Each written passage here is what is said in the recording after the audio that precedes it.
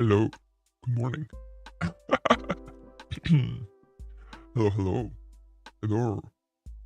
Lamp, Sunni, Duskblight, Harmonic Minor, Bellhound, Cat. How are you guys doing? Good morning. This is my totally real, legit morning voice. How are you guys?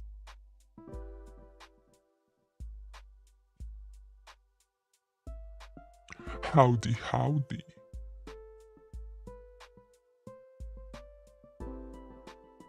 Yeah.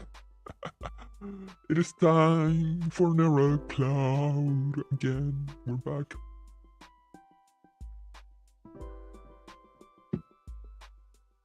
We're back here, back again. Okay, enough.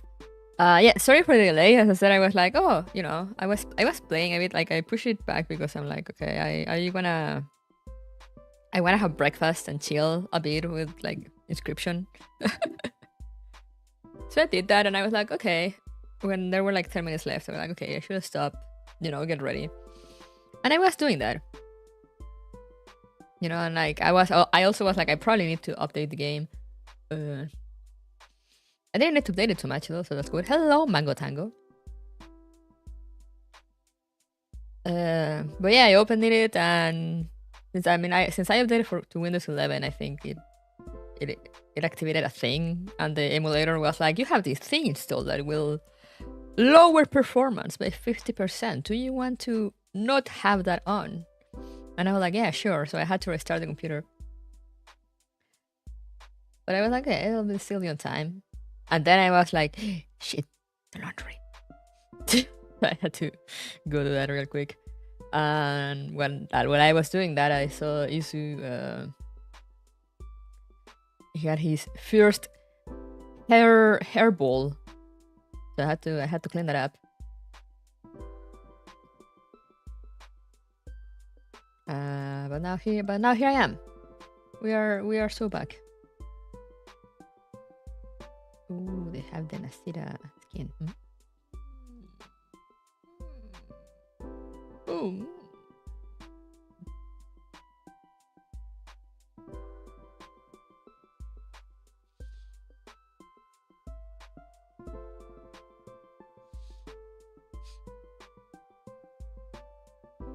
But yeah, that is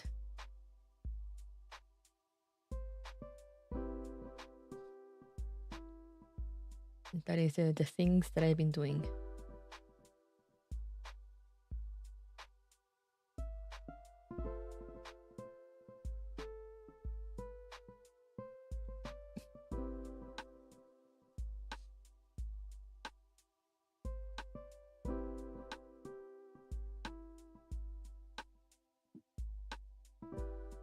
And now we are here. That was the fox that was, surely. And now we're back to Neurocloud.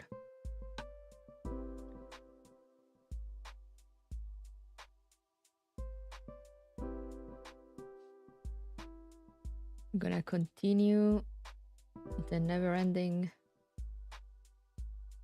Saints Gate event.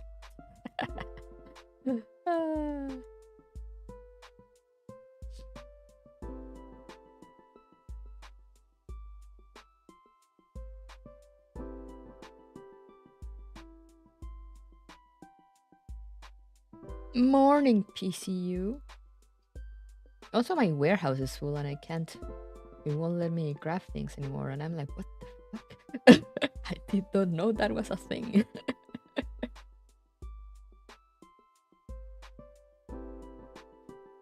What did you mean?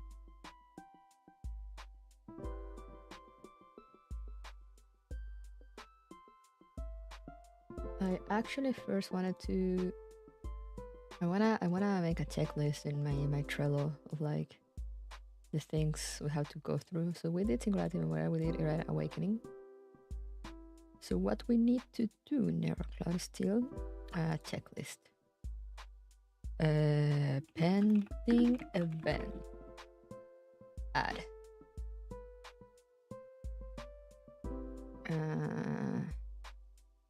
So this one.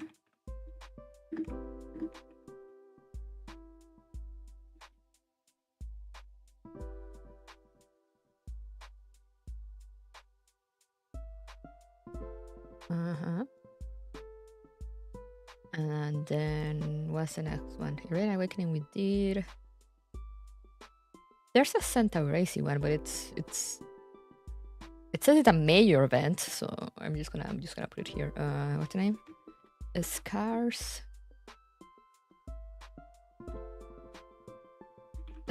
among pigeons and something, and daisies.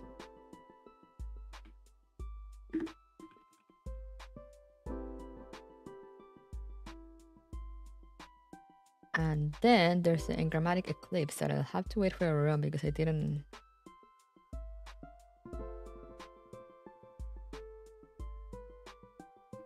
Engrammatic eclipse need rerun because I didn't complete it, so. And now the one that's on right now, it's what was his name again? Photoluminescence, something like that, right?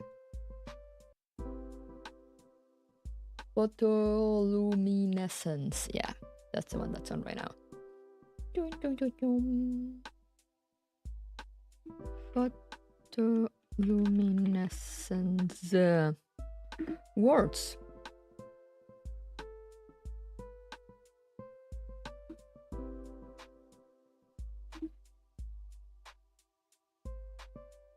All right. Is it time for Operation Minerva? It is. The G36 event was the only event I did in Nevercloud besides the States Kids one. Let's go. Okay. Okay, so now I have a clearer thing.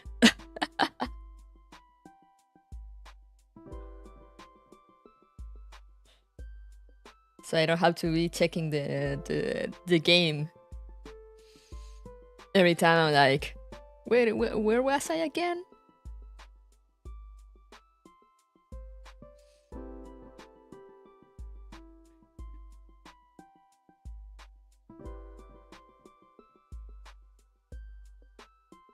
Forgot to the present event.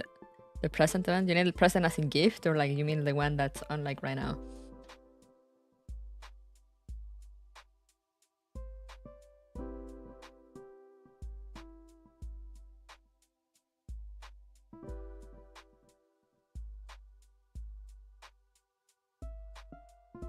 Because I think there might still be time. I think. I'm not sure. I don't know, actually.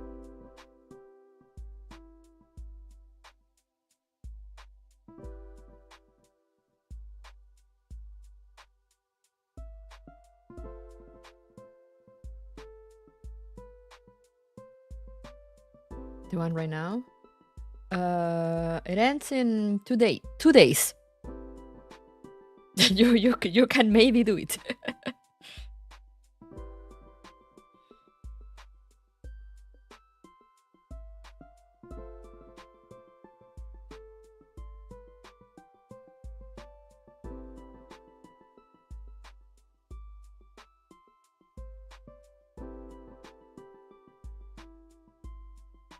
I'm gonna farm now that you reminded me that. Oh wait, there's no. Never mind. I thought there was like a. They put like auto things in some events, but not on this one.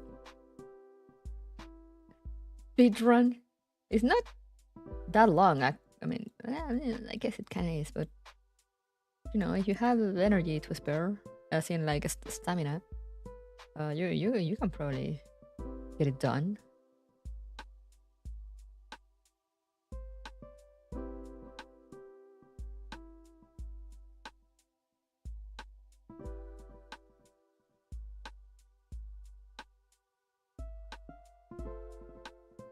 Oh wait, Lewis is in.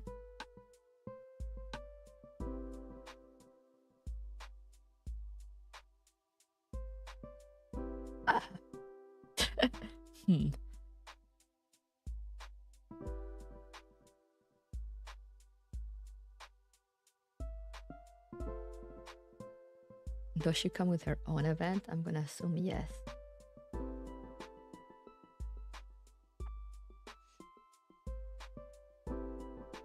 That's really this one, right? Toy Rescue.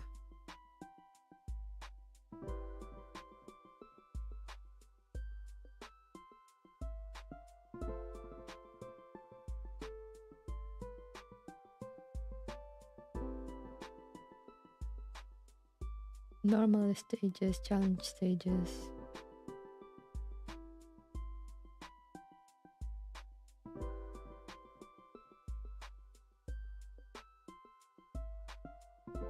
Diner gets adventures.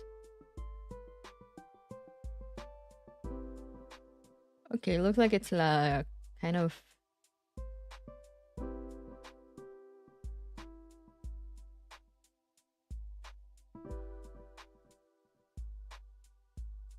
actually I don't know what it is. Well, I'll check it out later. Morning, Joe.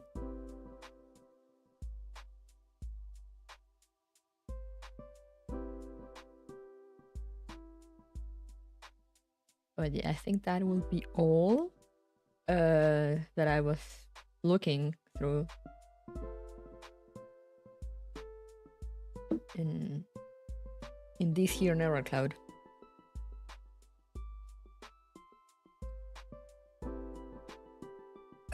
We are clouding our neurons today, exactly, yeah, but we're going like very back in time to the Steins Gate collab.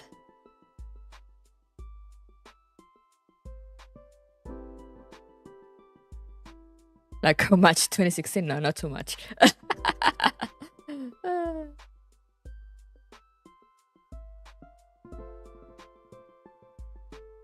But yeah, I still have my gears here.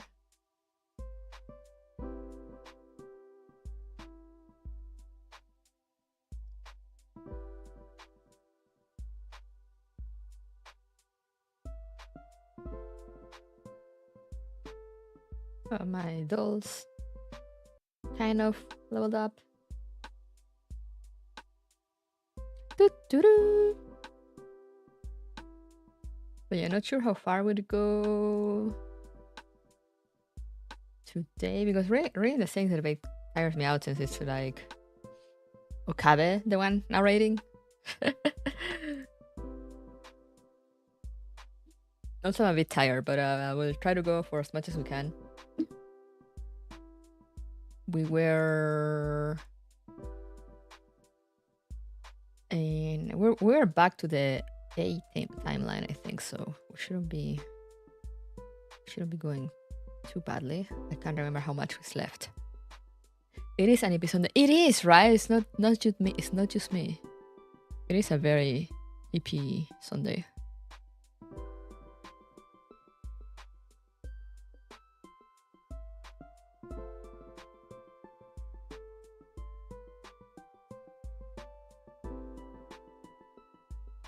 This noise is starting, so I'm not going anywhere today. Let's go. Meanwhile, me driving in the snow for like 2 weeks.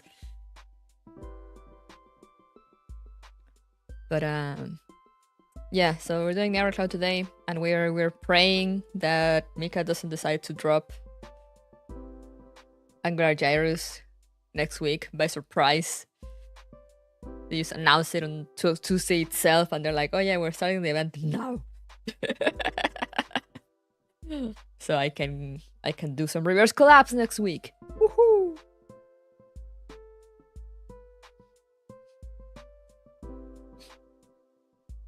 Next week, Angular Gyrus. No, shut up. I went to bed early last night, woke up like had 2 hours of sleep. Woke up like I had 2 hours of sleep. No! I hate when that happens. When you go to bed early, I'm like, I'm gonna sleep long today, you know, so I'll be rested tomorrow, and you still wake up tired for some reason, and it's like, why? You should do a halting station story soon. Yeah, I mean, I just started, so you have time, but yeah, it's pretty short, so Don't forget the new major event for PNC on the 9th thing.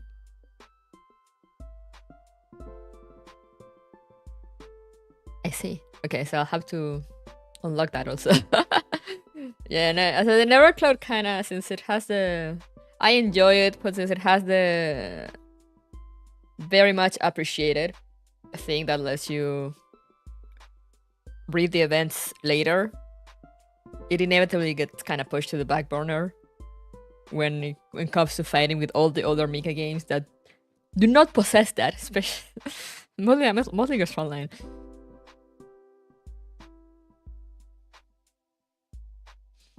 Once I'm done with reverse collapse, I might be able to focus on whatever is left of catching up with Nevercloud, but that's the other thing. I wanna go back to reverse collapse, so you know, those days that I could be using to catch up with Nevercloud, I'm just like, no, we're reverse collapsing. Whenever I get the chance, we're gonna reverse collapse.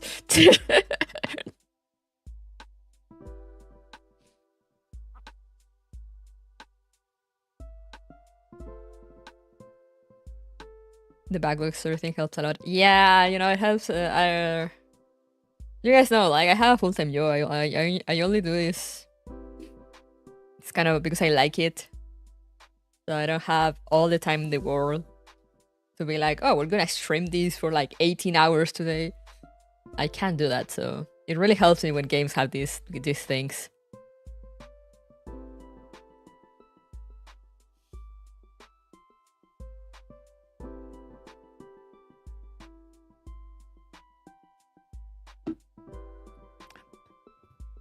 But yeah, with that said, shall we go? I don't have much to yap about today, so let's go.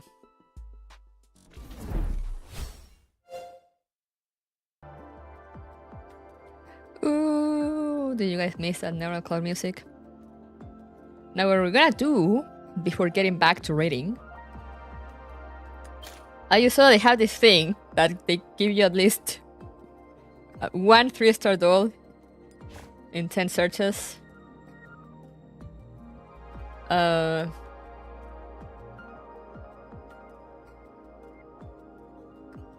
They all have the same probability, but like, you know, there's a few here that I don't have, like Milau, Ondin, and Erika, Lewis.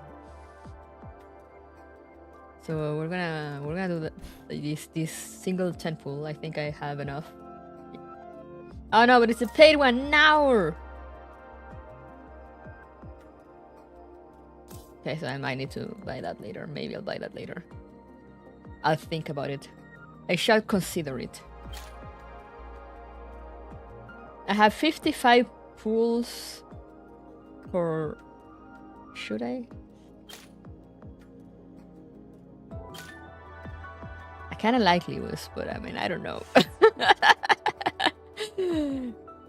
Nevercloud has not been super kind to me lately with pools, so... I mean, it's also because I kind of stopped farming. I used to have a lot of pools at the beginning, because I will do like farming every day and I will be buying like the battle pass.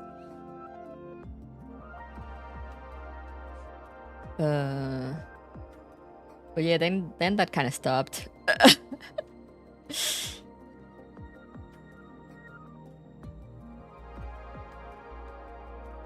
And now I don't think I have gotten a doll, any of the new dolls.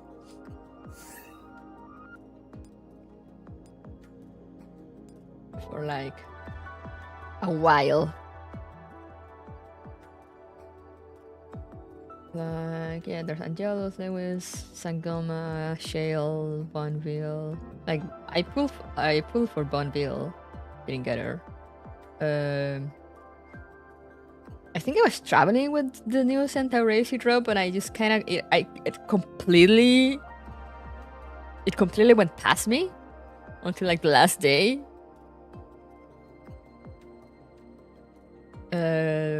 I pulled for Penumbra. I think I pulled for Kimie also. I pulled for Darkstar Hubble. Trissicaria, that doesn't count. I pulled for Luna. I pulled for Erica. I pulled for Ondine. I think I pulled for Dupe, I don't remember. Pulled for Clotho. Sanguine. Magnilda.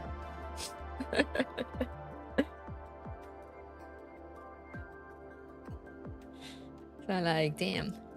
Damn, son. I kind of forgot this event isn't finished yet. Yeah, I'm always like that. Whenever I think about Neurocloud, I'm like, shit, I need to go back and finish the Neurocloud event.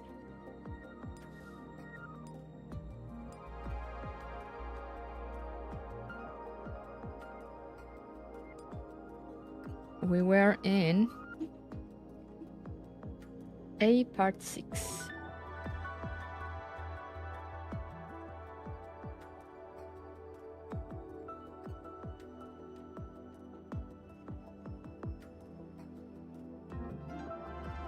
Here. Like we read this. So we're... And yeah, we're missing a bit, but we've made some good progress during these past months.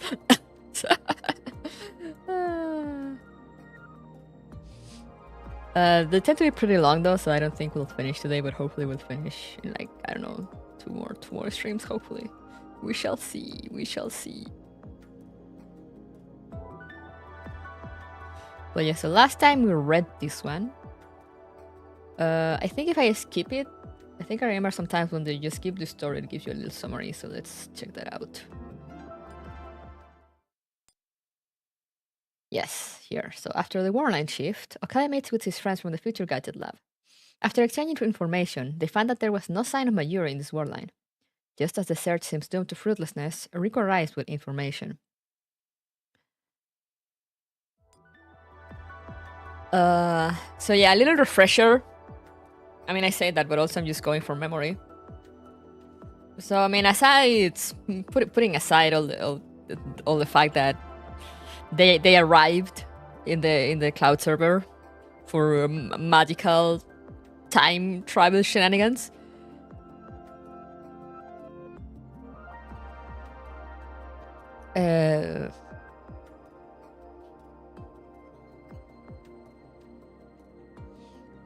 So when they arrive, like first timeline, you know, they find everyone, but they can't find Mayuri. But then send like, you know, they start the Steins Gate shenanigans. They send a message to the past just to like change something, like a meeting location or something kind of irrelevant like that. And then suddenly Mayuri is there. Yay! So yeah, you know, everything normal up to that point. They do their classic visual novel shenanigans. They do some more jumping around to avoid things like Luca's sword breaking, like, you know, very, very important, crucial things. And at one point, they were like in a cafe/restaurant, which Mayuri has converted. No, not Mayuri. Faris has pretty much converted her into. How was the name of her maid cafe? Queen May Nyan Nyan, something like that. May Queen, no? Yeah. Where they all use like carriers. And they were like, oh no, you know, the shipping is delayed, like Rico is not answering. What are we gonna do? Because like we have visitors from like other sectors, it's gonna look bad. Okabe is like, all right, we'll use another message to pass. I mean, we'll just and they do it. And then everything's fucked. Like after that jump, like everything is just fucked. Like there's been an entropic invasion, the oasis is in ruins.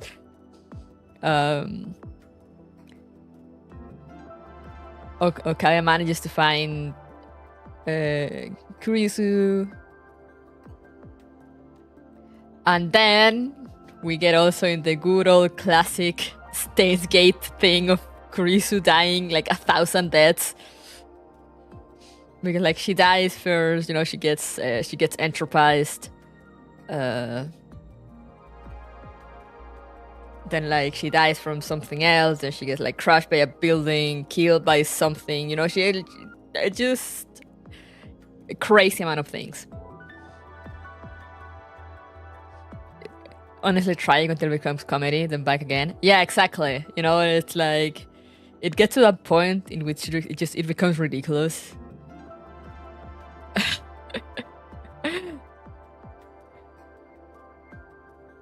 But also it's kind of tragic, but it's at the same time you're like, damn, it's literally like TV show like 100 Ways to Die, in which you see like people dying from the most ridiculous things, but then you're like, do you remember that? Oh wait, they died. Like oh.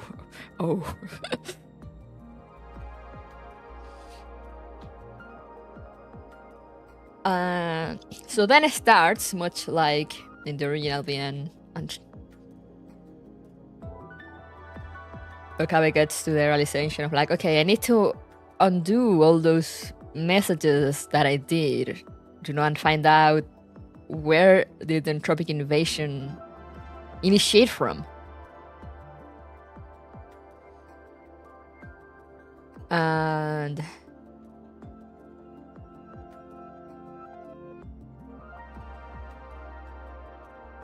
I think I remember something about them being like, finally getting to the conclusion of like, okay, it arrived with Rico's shipment, but how? And I think that's where we were. So that's why you see also like A, B, because there's like, these are like the different timelines. So like we start in A, you know, then they do the first switch and go to B. Then they go another one and go to B2. They go another jump, they go to B3. And then he starts going back. You know, he went to B2, he went back to B, and now we finally went back to A.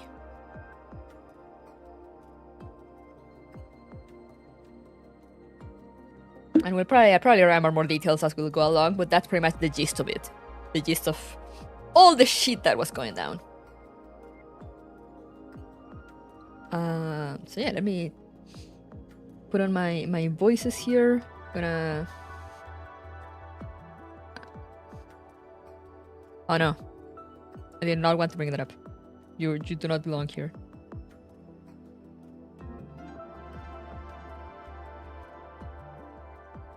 There we go. A summary that took 15 minutes. Yeah, exactly.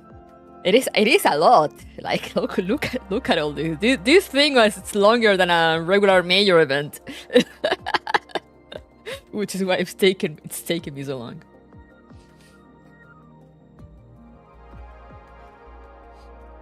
So yeah, let's go. Now we go to A stage 3, Familiar Night of Faithful Credo. A refreshing encounter with a faithful foe.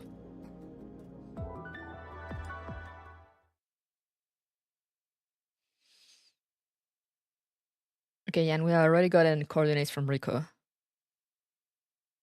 Look at reverse collapse event size. Yeah, very much. Pretty much this entire event could have been like its own visual novel. Like, well, damn. I think they like a Steins Gate.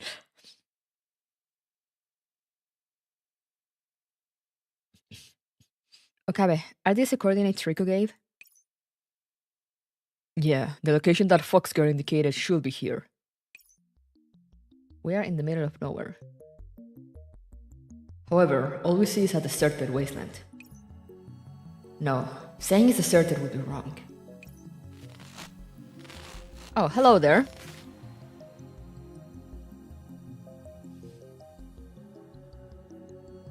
Agent activity detected. Authenticating identity. ID authentication complete. No abnormalities detected. Is that a robot? I reach out to poke the unknown robot in front of me. Of course he did that.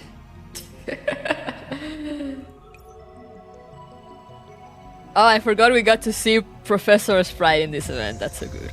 She's so hot. Okabe, do you know about the Sanctifiers? Oh yeah, that fox girl said something about them. Is this one of them? Yes, their mission is to protect the order of the sectors and cleanse all irregular agents.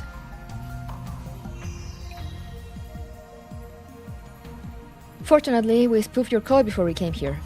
Otherwise, they'd probably be trying to hunt you down to the ends of the earth. Woohoo!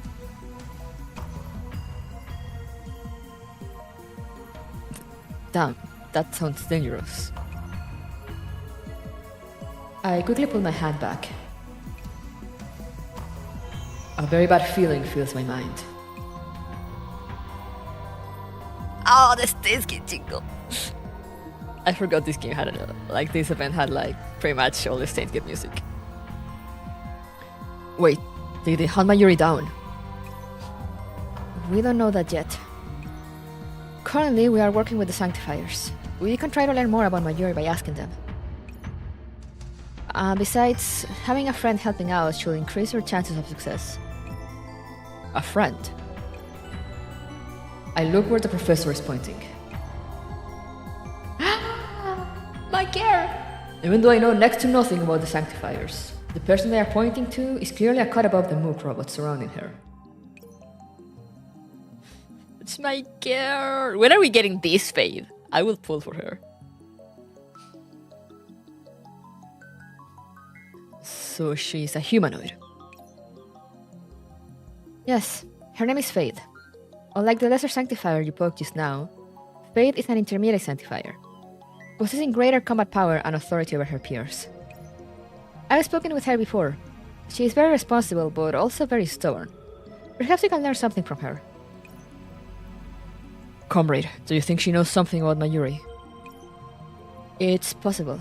I don't think they showed up here by accident. Okabe, let me handle the talking from now on. Please show up. Please shut up. Oh, I really want that Fate to be playable though. I really like her punished design.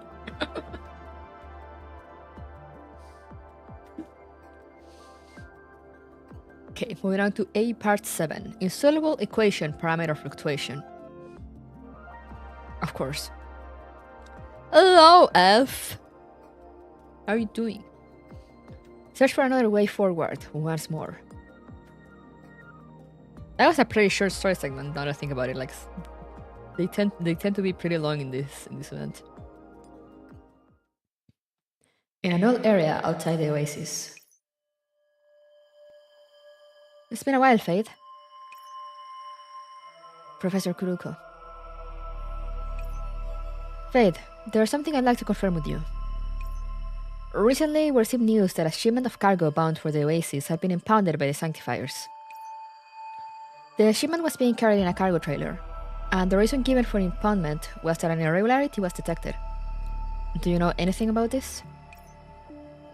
Oh, the shiny eyes. I forgot about that. That statement is correct. 18 hours and 13 minutes ago, the cargo trailer in question was still in existence. It will seem the situation and the facts in my possession are in agreement. I can understand why you will wish to impound materials for security purposes.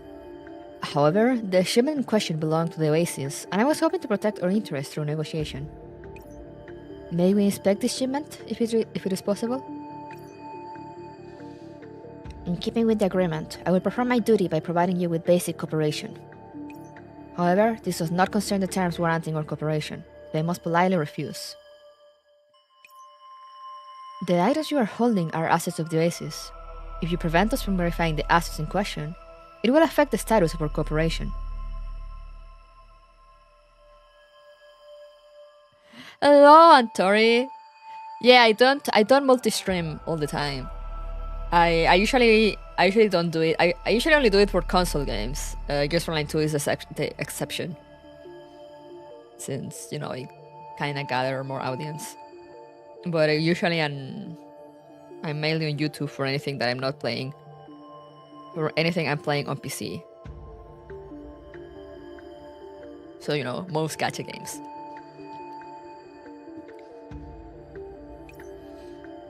Please state your reason for doing so. The truth is, we were looking for a stranded comrade. According to leads provided by Reiko, she might have left a clue or some trace of herself within the impounded trailer. For that reason, may we inspect the trailer? My apologies, but you are too late. The trailer and its content have been cleansed. Oh. Oh no. Cleansed? Hey, what do you mean it was cleansed? I mean exactly what the words imply. After inspecting the trailer, we detected an abnormality. Thus, we impounded the vehicle and performed a more in-depth investigation of its contents. In order to prevent the influence of said contents from spreading further, we took the appropriate measures to deal with it. 2 minutes and 27 seconds after the order was given, the cargo trailer was completely removed from Magrasea. A total of 3,587 items of cargo were cleansed, as well as 1 infected irregular agent. Oh. The BGM, yeah, I know, it hits so hard. What? This is the worst case scenario. Comrade, what does she mean by cleansing an infected irregular agent? What did you see? Okabe, I need you to calm down and listen to me. How can you expect me to be calm at a time like this? Does she mean that Mayuri is... You're kidding, right? Something must have gone wrong somewhere. That's right! Mayuri was always good at hiding herself, even as a kid. She must have done the same thing at this time. She must have hidden somewhere, but we didn't. Please, just let me look inside the trailer. If I'm there, I'm sure she'll see me and jump out while going, Ocarina or something. Hello, Jared. The trailer has been cleansed, at my order. Why you? I raise my fist. I raise my fist, but my comrade body blocks me. Let go of me! Comrade, she did it! She killed Mayuri! Calm down, Okabe. Come over here. Thank you for your help, Faith. I imagine Professor just kind of drying him off. I was merely discharging my duty.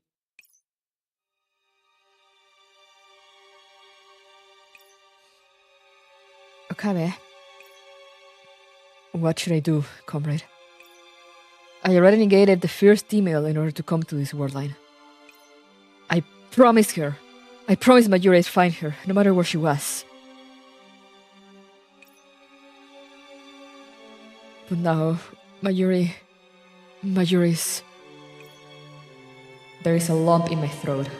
I can't speak. There's still a way. Comrade. Through the emails. Okabe, the only option now is to send an email. If we can't stop the sanctifiers in time, we might be able to save Mayuri.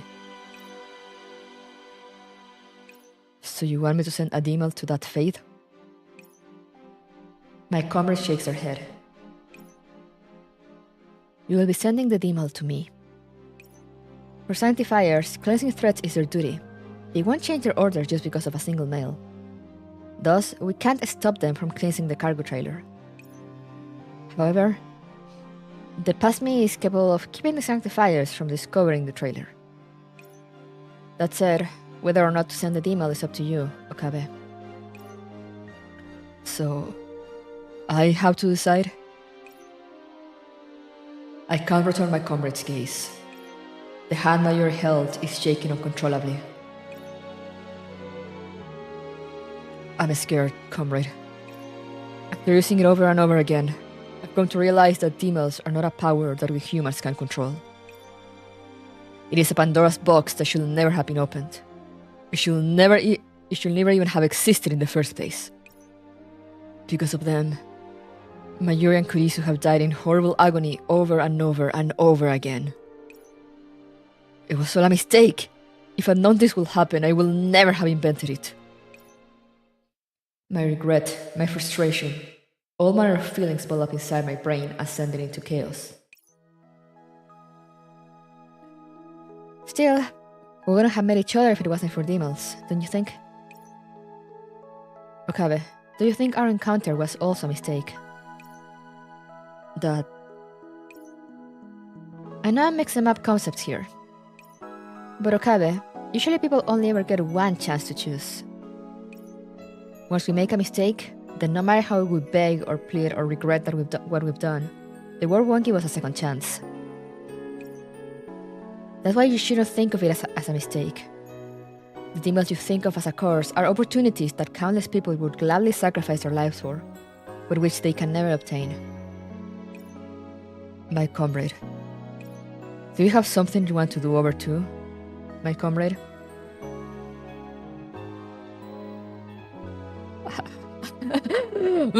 Well, you see. Yeah, of course I do. Can you tell me what it is? It's a secret. You're so sneaky. My comrade smiles at me. Well, yes, all adults are sneaky. People have always been twisted life forms made of their regrets and their hopes. It only makes sense that we'd be sneaky if it means being able to cling to life. Does that make you feel a little better? I really like that line. People have always been twisted life forms made of their regrets and their hopes. After seeing that I'm not responding, my comrade goes silent for a while.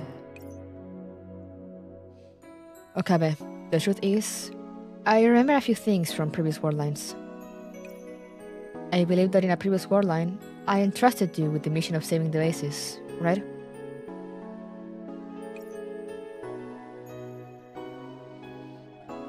Unfortunately, I need to direct the battle, so I can't leave the option to go with you. Okabe, can I entrust you with this important mission?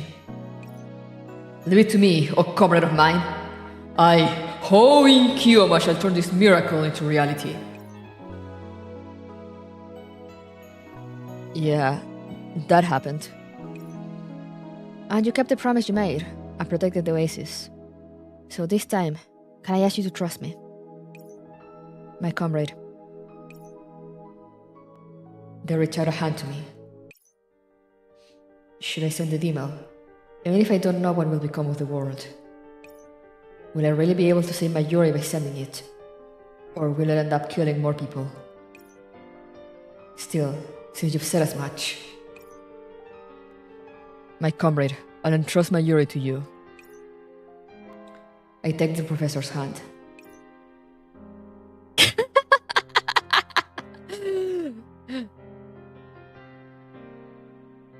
Not professor saying the thing. El Sai Kongru. Wait, isn't that...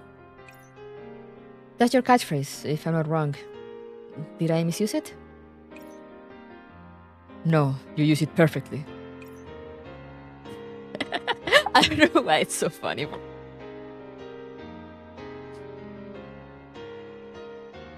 When they say it. El Sai Kongru. I already sent the email contents to your phone, and after discussing the matter with Kurisu, I put a code in there that only I will recognize.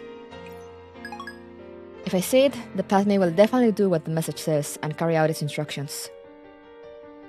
Okabe, please send the email. Yeah, I'm counting on you, my comrade. I press the send key, and the email of hope once again heads out into the past.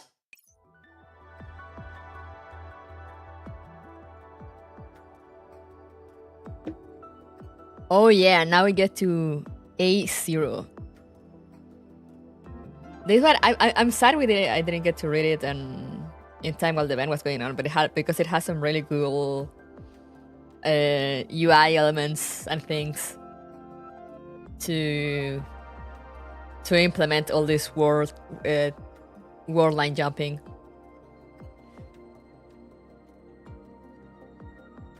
But oh well, it is what it is. But yes, and now we go to the A0 timeline, or Alpha 0, I guess. Part 0. The future male sent to the past. The strength of humanity often overcomes set formulae.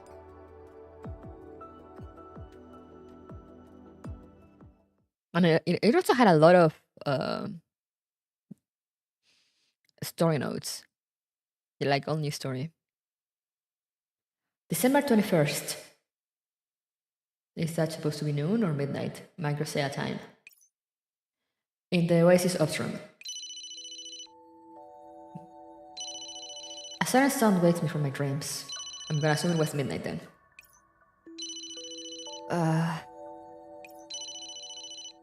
The sense of disconnection between my mind and body filled me with dizziness. And it feels as though the earth is shifting beneath my feet.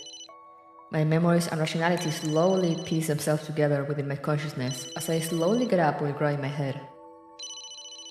It is very hard to read, but I love when they do it. Did I fall asleep? The upstream is empty, and nobody answered my question. I look around and see the rays of the blazing sun streaming in from outside the window. It is only then that I finally regain a sense of groundedness amidst the strange wave of unreality that seems to have overcome me. And right after that, I notice the source of the sound that woke me up. It's a message. I open my communicator, and the contents within are just as unreal as what I felt before.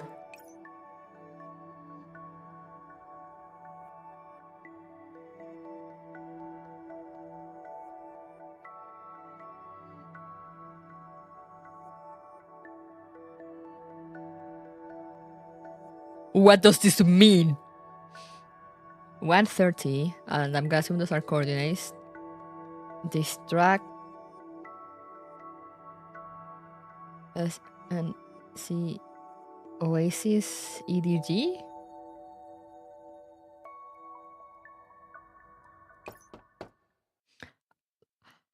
I'm gonna assume Commander understood that.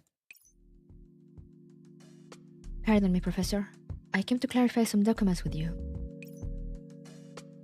But you don't look too well. Would you like some coffee to refresh you? Thank you, Persicaria. I'll take a little sweeter, though not as sweet as your usual. Professor, why don't you leave the rest of today's work to me? You should head back early and get some rest. Do I look that tired? And thanks for the coffee. What do you mean, Commander? We are Professor? You're so right. Totally different people. I take a sip of it. The overly sweet taste does much to clear my head up. I look at the communicator's screen again. Is there a problem? Perhaps I might be able to help. It's just a strange mail. Let me see. It reads... Yeah, that thing that I just read. Doesn't make much sense, no. Now that you mention it, it's around 12 noon now. If 13:30 is the time, then that would be 1.5 hours later. Yeah, and also the send date information is pretty weird too. The send date is several days later, and it's from yourself? Yeah, I guess it must be an agent pulling a prank. Just in case, I think I should send one of our patrol teams outside the Oasis to those coordinates to see if anything's going on. Alright, I'll have Antonina work on finding the source of this email. I nod and hand the communicator to Persicaria before burying my head in my work again. Despite that, a strange feeling of restlessness is still coiling around my heart, as though there's an answer just waiting to be revealed that I've overlooked. I've told Antonina about it already, but she's probably still absorbing her antique computer equipment. Persicaria hands the communicator back to me as she says so. Actually, that message does sound like something you sent, Professor. Why do you say that? Look here. She points to the contents of the message.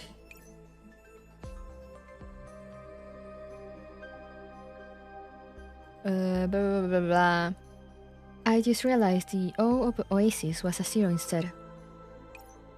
Both dolls and native agents follow the programming when they do work, so they will generate messages the same way. Errors in manual entry like this are things that humans will make. It also seems like the kind of mistake you'd make too. Wow. Okay. Persicaria chuckles quietly. The familiar scent of coffee fills the air, and I feel my scrambled thoughts slowly clearing up. Also, there's one thing that bothered me. These coordinates are about as precise as you can get for describing a location. So why did the sender have to add 0 Oasis EDH at the end? It's rather redundant info, or maybe it's a hint for emphasis? Or Oasis. Emphasis. I suddenly recalled something and rummaged through the documents I just approved. The knot in my heart finally unravels, as though I found the answer, and the sense of uneasiness and emptiness slowly fades. Persicaria, call up all our combat squads on standby. We're heading to the edge of the oasis. Professor? Could be... Emphasizing things like this is definitely my style. That said, it's still a bit annoying to have my actions so thoroughly read, even if it's by myself.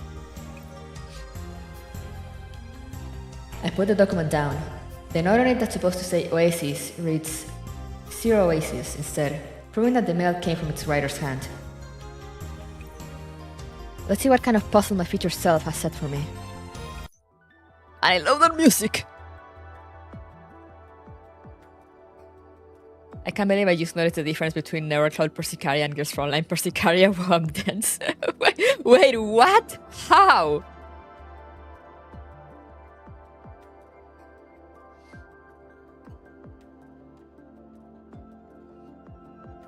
Alright, we go to A0 Stage 0. Briefly observe proof of existence.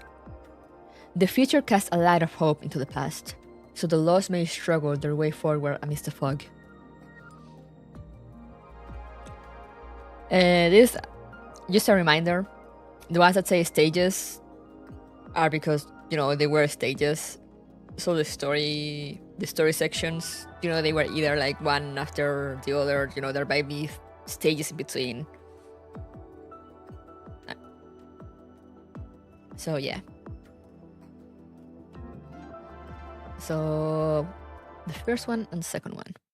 On the outskirts of the oasis, at coordinates 35.6, 139.7.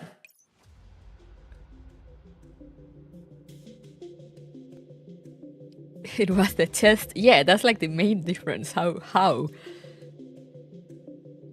That is not being dense, that's being blind. Why is she so flat in Girls Frontline 2?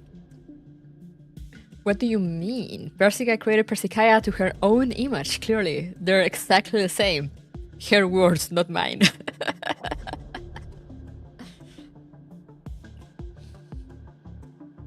It's 13:20 now.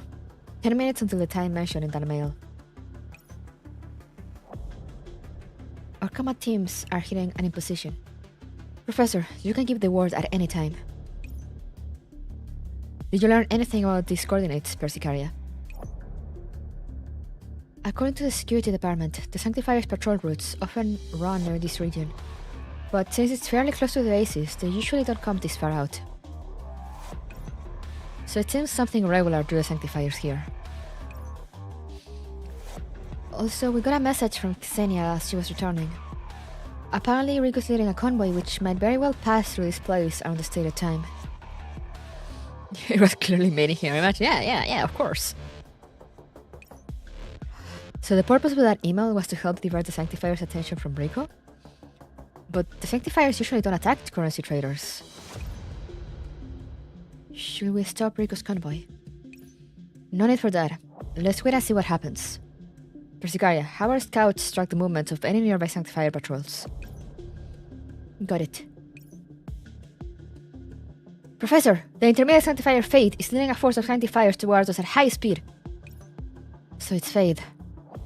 But why are they doing this? They seem to be pursuing an irregular agent. We can determine said agent's affiliation at this range. Give a live update on their positions and visuals on both sides. Got it. Given their speed, they'll arrive at this coordinate soon. It seems the regular agents spotted the convoy and decided to hide among the cargo. Professor, the scouts have eyes on the regular agent. There she is! Doo-doo-doo! Through the terminal, I see a black-haired girl with a blue hat who appears to be around 15 or 16 years old. She appears skinny, but she's moving surprisingly fast, and she's observing her surroundings as she runs. Her appearance and clothing, they don't resemble agents from any known sectors. Also, the strange thing is that although she's clearly in a panic, she's doing her best to keep quiet and not make a sound. I do not understand why she would do that. That's very suspicious, yes. However, at the very least, we know the purpose of that email now. We were probably meant to help distract the Sanctifiers to help this girl out. However, the Sanctifiers are relentless, and we shouldn't clash with them given that we've only just established cordial relations with them. Indeed, since we don't know anything about her, we shouldn't show ourselves in person. Persicaria, have everyone disguise themselves. Scramble all signatures and do not reveal your identities as exiles. Also, prepare for battle. Well, I'd like to pick up this regular agent. We're low on manpower since we pulled these squads together at the last minute, so we'll have a very hard time dealing with both her and Sanctifiers at once. And we need to lure away all the Sanctifiers under these conditions. It seems future me has set a real toughie this time around. Professor, the regular agent will arrive at our location in 5 minutes' time. I wonder if I should give thanks that we're dealing with an old friend here. All agents, split into 2 teams. A team will follow my instructions. B team will listen to Persicaria and hold position. Persicaria will lure away the main force of the Sanctifiers along with Faith.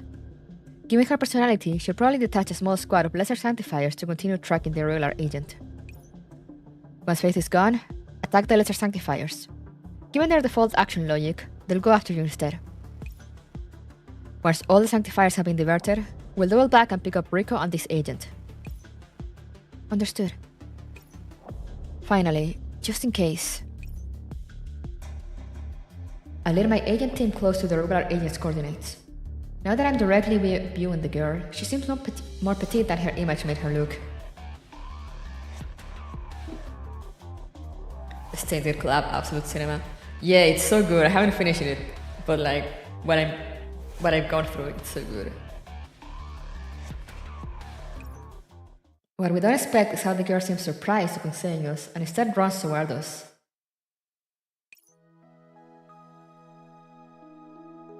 Did Okarin send you to say Mayushi? Huh? Where's Okarin? Okarin?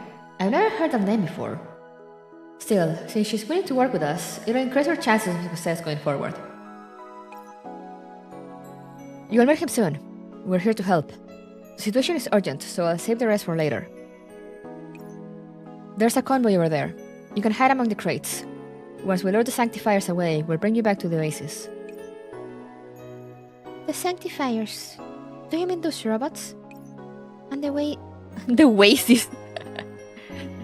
And the oasis. Is Okarin in the oasis too? That's right. So make sure you hide well and don't make a sound. Got that?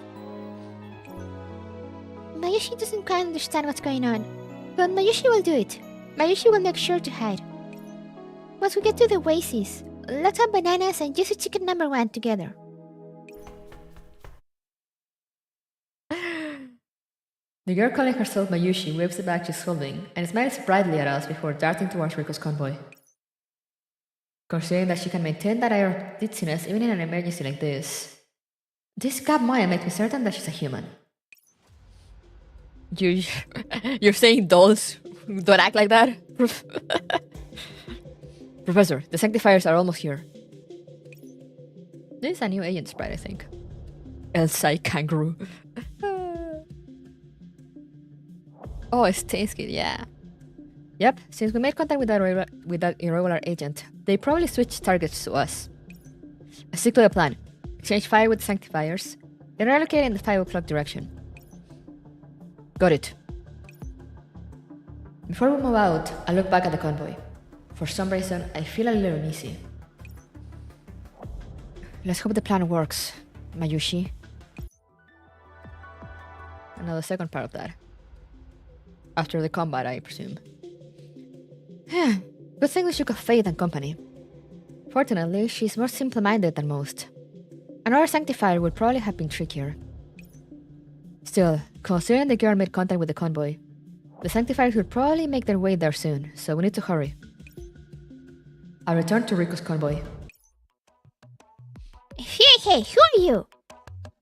Look, if you're asking me to choose between my money and my life, I'd appreciate a little more time to think about the matter. Why do you have to think about it? Huh? Professor? Why did you think that? You scared Rico. I was wondering what kind of irregular agent you are. Oh yeah, we're disguising ourselves, true. I'm just on a secret mission, that's all. Secret mission? Oh, could it be that your little scuffle with the sanctifier just now was also... I'll tell you about it later. Speaking of which, since these goods are going to the Oasis, can I inspect your trailer? Sure you can, for a small fee. Yeah, sure, whatever. I called for the girl as I searched the trailer. Can you hear me? We've come to bring you back to the Oasis. Miss Mayushi? Who are you looking for, Professor? There's nobody here. Huh? Why is this trailer door open? Why is the screen dark? Is what I want to know. Give me your money or your life. Let me think about it.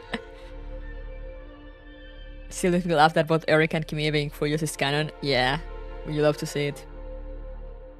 I shake my head. There's nobody in the trailer apart from a bag of bananas and fried chicken. There's a broken phone in the corner, but its owner is nowhere to be found. The sanctifiers will be here soon. Dump your cargo and come with me, Rico. Eh? But Rico went through all that effort in bringing this shipment here. You can't make money when you're dead. Now hurry up and go. Are things really that bad? In that case, let's escape in my van. Your van? What van? This one, of course. Rico gets into a K-van that's parked beside the convoy. Its cartoon decals are very much her style. Hop on, Professor. This is a free ride from Rico for a limited time only. Just then, my communicator goes off. Professor, you should be safe now, right? I have important news to pass on. While you are on your mission, a mysterious building suddenly appeared in an empty lot in the Oasis. Oh yeah, here they are! Rico's scam is real, always.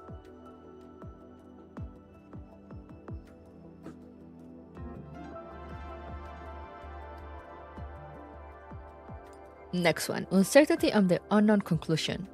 Never think of yourself as powerless just because you failed to achieve something. That's actually a powerful quote.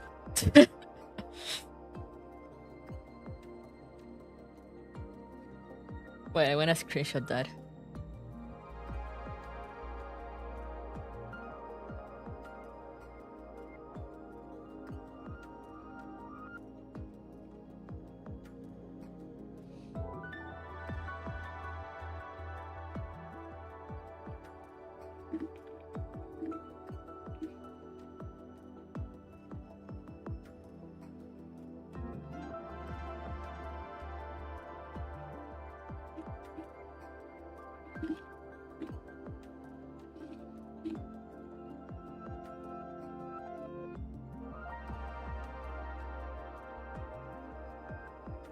I almost finished the collab event, but I was too late. Oh, for this one, I finished it. Like as in, I have all the story unlocked. But yeah, I didn't. The fact that I'm reading now should be obvious too. I did not finish reading it. while it was going on, so now we're just reading. There's no stages in between, just read. No gameplay, just visual novel.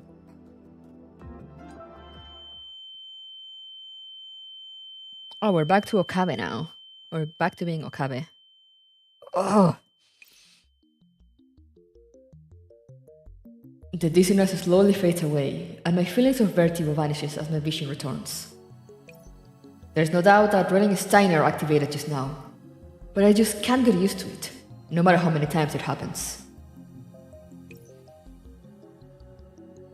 Okabe, are you right? Mayuri! Where's Mayuri? I frantically look around, but Mayuri is nowhere in sight despite my most fervent wishes. I am still on the outskirts of the oasis, beside the professor, who has a concerned look on their face. Come down. Judging by the stage you're in, you probably shifted in from another world line. Unfortunately, we still haven't found Mayuri in this world line. My body trembles. Why are things still like this? The demon should have been sent successfully. Okabe, you must be talking about the demon telling me to lure the sanctifiers away, right? I did as it said, and I managed to make contact with Mayuri. But when I came back to pick her up, she was gone. But how? The professor glances over to Faith, who's not far away. The flat, emotionless look in her eye radiates a weighty sense of oppression. In any case, we will learn what we wanted from Faith. We shouldn't hang around here much longer. I'll tell you about the rest in the oasis. At the oasis, inside Meiko and Nyan Nyan. Well, how is it? Riku's stuff is good, no? Upon entering the cafe, the folk girl immediately crossed up to us. Relax, the sanctifiers have cleansed it all till not even a single operand is left. Relax, it's gone. You don't need to worry about it anymore.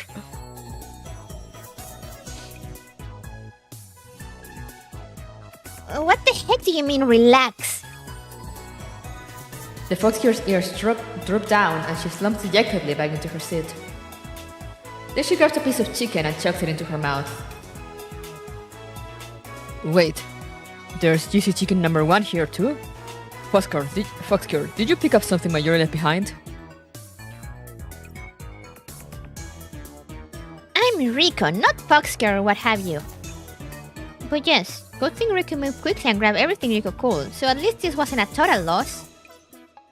Still, you asked the same question before, didn't you? Like, you ran over all excited like, you nearly scared Rico to death back then. Hang on, Okabe. Did you send that email? Indeed. Okabe, tell me and the professor about what happened in the previous war line, Okabe. I explained the scheme we came up with in the previous war line. I see.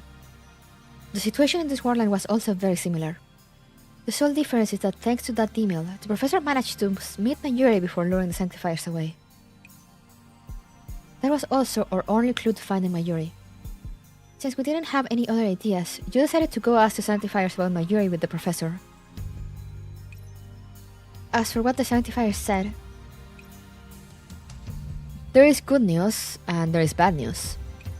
Start with the bad news. The bad news is the sanctifiers have no idea where Mayuri went. The good news is that they had no records of cleansing irregular agents recently. So you're saying Mayuri is still alive? I think so. However, there's a limit to how many characters you can send in an email. So all we could manage was writing down the location and instructions and nothing else. Earlier, all I could do was follow the instructions in the email. I couldn't investigate further. That's enough, comrade of mine. What we've done has definitely changed something. At least Mayuri wasn't cleansed by Faith. Although I don't know where Mayuri is, there's at least some hope. Professor, can we trouble you to help us find Mayuri's whereabouts? We've been working on that all this while. Our allied sectors are pitching in too. Oh no, let's go!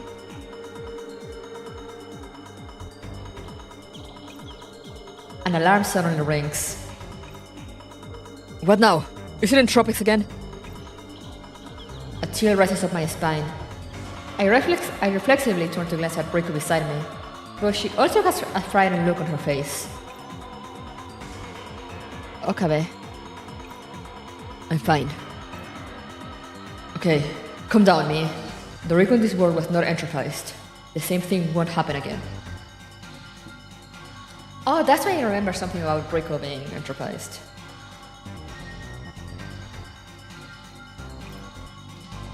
I take a deep breath and look at Kurisu. In this world line, Kurisu is still here. I have to protect her, no matter what. Persikaria, what happened? Professor, I'm picking up a small force from tropics on the outskirts of the oasis. They're headed for the oasis, and their actions are clearly directed. It seems there's a high order anthropic commanding them. Understood. Have the oasis enter DEFCON 1. Inform all agent combat teams to prepare for battle. Recall all field teams immediately to defend the oasis. Contact all the sectors and have them check for anthropic activity in their vicinity. The professor gets up and turns to face us. I'm sorry, but the oasis has run into some trouble. Ondine and the others will take you to a shelter. No, my comrade. I must go with you. For some reason, I have a feeling that I have to be there. But you... I've stood on the battlefield with you in other world lines. This isn't my first time doing this. Understood. I'll leave it to your discretion. Okabe, we shall go forward together once again. I'm going to. No, you can't. When I reflexively exclaim those words, Kurisu seems to be startled by my reaction and grasps my sleeve, her eyes filled with worry. No, I'm sorry. Oh, why do you keep bringing this up? So please, witness my last moments. Engrave this memory in your frontal lobe forever and ever. This is my last request. No, you can't. Not this time. Okabe? But... Please, just listen to me. Just this once. Even though I've shifted world lines, there's no guarantee that Kurisu in this world line will be safe. But at the very least, I can keep her out of harm's way. Is it because of something that happened to me in another world line? Kurisu is as sharp as ever. Understood. I'll go to the shelter. But promise me this. You have to come back safely. Yeah, I will. I swear, I'll uncover the truth behind all this. Pig! Oh, it's so pig! We paid good money for this art, we're going to use it, dang it. They have their own in-game artist for Nevercloud.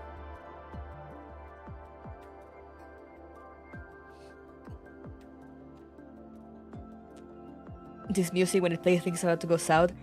True. Because the artist suffered when drawing it, and you will as well. Okay, I see. That makes sense. Peak love and hope. Peak. Truly. I love when... You know, Mika does this weird thing, you know, that you see they'll do collabs with like the most niche things ever, or like not super popular. Like, you know, they're not worried about doing like, oh, we need to do we'll make a collab with like all these big franchise or whatever, you know, to grab people. Like now they're like, we're going to collab with things that we like. So then they write all this pick for the collabs.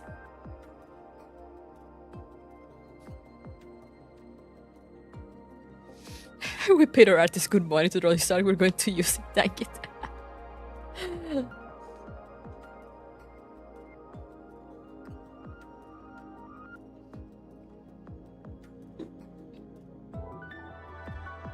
Because I mean, I'd say like the most quote unquote popular thing that collab with is probably like the Division. That didn't go well. Ubisoft did not like that. Ubisoft did not like that collab, so that's never happening again. Maybe Blast Blue, the Guilty Gear Blast Blue collab, but that was like one of the first collabs, so that one was not there was not much happening on that one.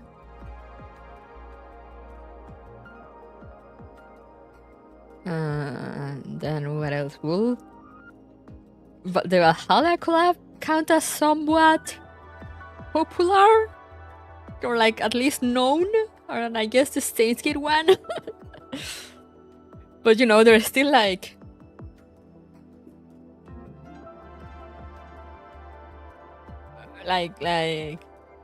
more niche games, you could say, you know, because they're like reading visual novels kind of stuff. Although you mean didn't want to go well, Pink Nyan Punch was a great player. Oh no, that's true. Like, I love the Division collab. It was so funny. But Ubisoft did not like it. Ubisoft did not like that Mika was shitting on their game during the collab. So they were like, we're never letting you guys do this again.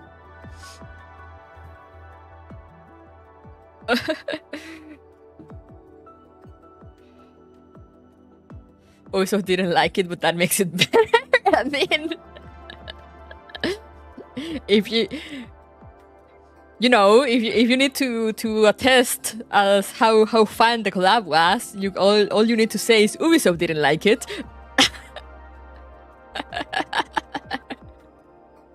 So you know it's good.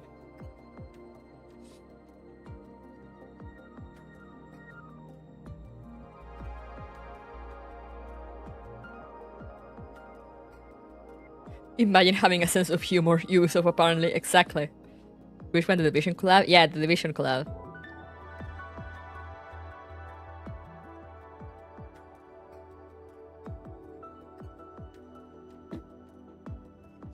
Like, if anyone ever asks you, like, how was the Division collab in Frontline, you tell them Ubisoft didn't like it. You know, that speaks for itself.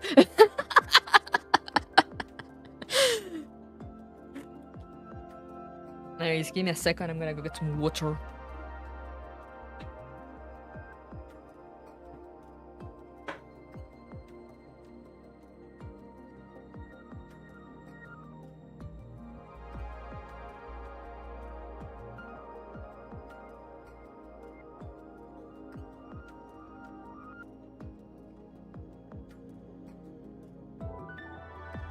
Here I am again with water.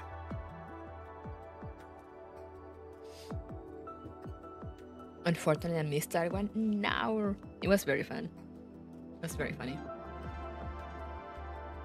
You mean Agent 416 or the actual 416? Yeah, true. Real.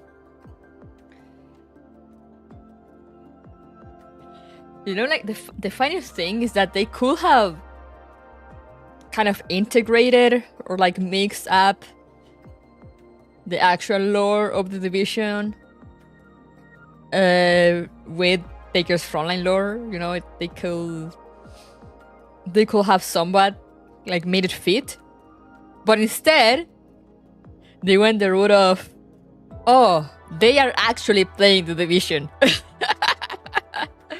but like in VR kind of thing. You know, since there's dolls and there's more technology. And it was all a plot from Deer to get more players into it, because apparently he was a big fan of the game.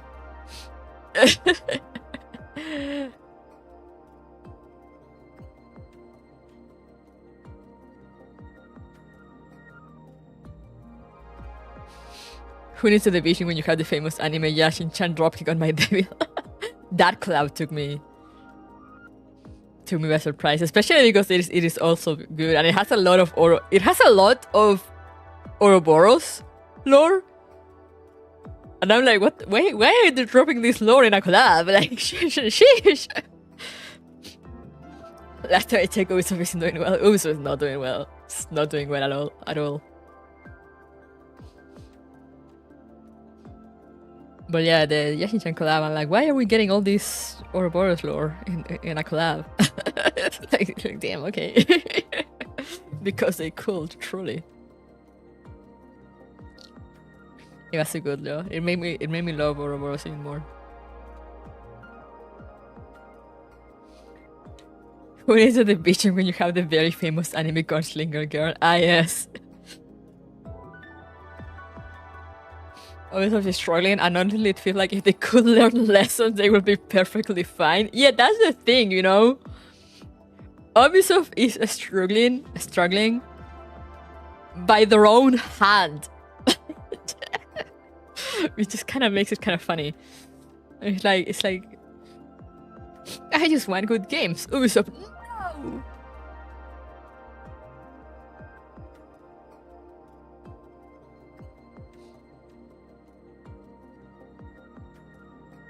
They it seemed like they had learned their lesson with Assassin's Creed when they stopped trying to get out the yearly releases of Assassin's Creed. And they were like, okay, let's take a step back, you know, and actually work in these games. And then Origin dropped, and Origin was pretty great. But then they went the Ubisoft open world way for Odyssey, in which they fill the map with pointless side quests and stuff, and it's just a bunch. Like, you do a step and you get another thing to do. You get 2 steps, you get another thing to do. And apparently I've heard that Hala is worse on that end. And I'm just like, damn, because Odyssey is already pretty bad on that end. So I'm like, wow, how are you? What do you mean Valhalla is worse? What do you mean Valhalla has even more of that?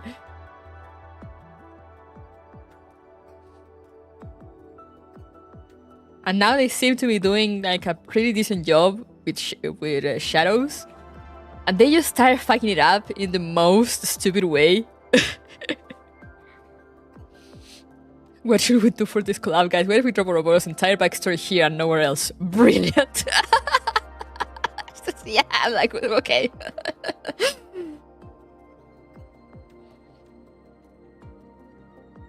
AC Brotherhood and Black Flag is peak AC emo. Yeah, no, those were great. And then after Black Flag, it started to decay.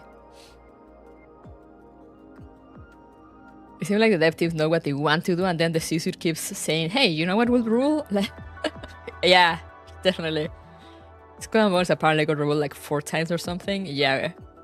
That's why it was like in development hell for years. To the point where they were completely blindsided by Sea of Thieves.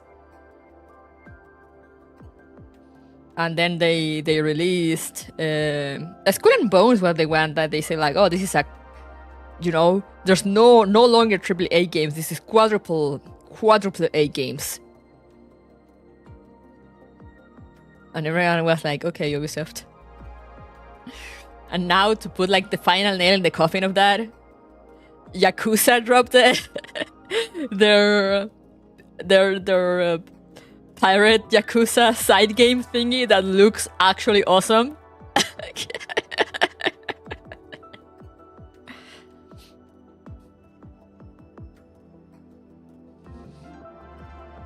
That made it even funnier. I also like AC Unity because La France. Yeah. I played the PS Vita one also. I can't remember which one that was. I stopped at Unity because they made the Russian and Chinese assassin games into damn side-scrollers. Yeah, I'm like, why they started like making side-scrollers and they barely advertised them. And there's like 3 or 4 side-scrollers. You know, like, I've never seen them advertised. They just kind of dropped.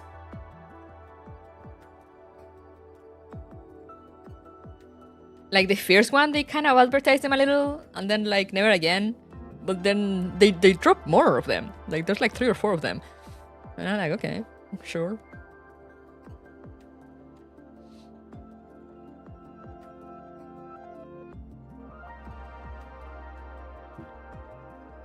But yeah, it's most of the time it's with these big companies. You know, we always refer to like the company itself because, you know, it's easier. So you say like, oh, Ubisoft, oh, EA, you know, whatever.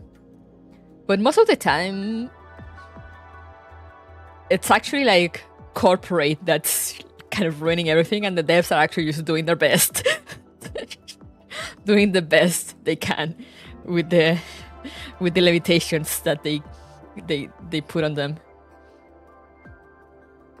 There are side scrollers, yeah. There's like 3 or 4 Assassin's Creed side scrollers.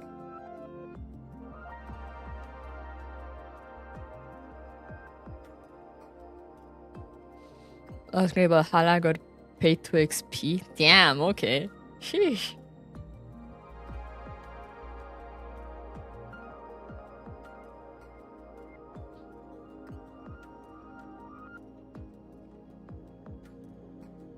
I think people like to call the C-suite the company and separate them from the devs.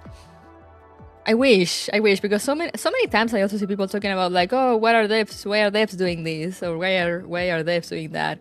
And like most of the time, devs are doing things because corporate tells them to, even if they don't want to do it. They have to, you know, they have to keep their jobs, they have to feed their families, they have to pay their bills.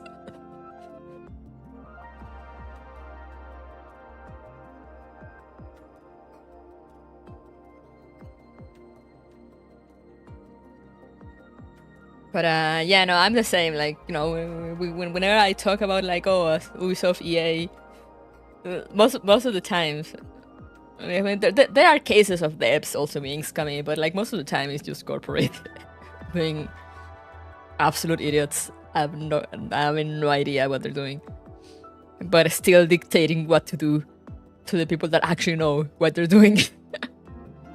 You know, corporate does as corporate do.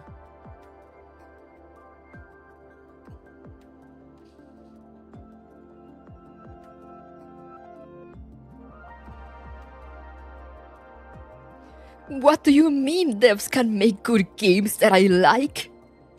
I promise you. Most game devs are gamers themselves. And they're big nerds.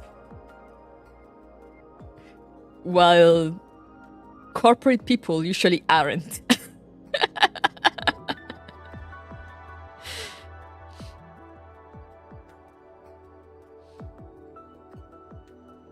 Assassin's Creed Shadows is 10 years too late. Shock Pikachu face.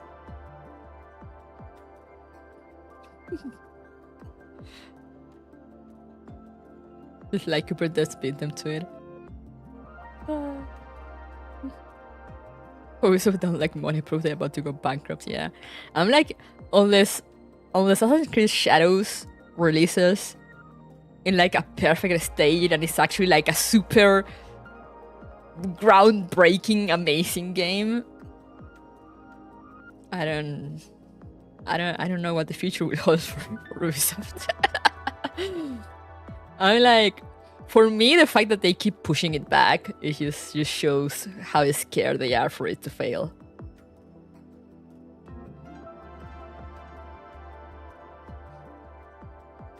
Like, I like how Shadows looked in the first few like trailers and teasers. But then, you know, there's been stuff coming out, like how they've been stealing logos from like Japanese performance groups, I think it was.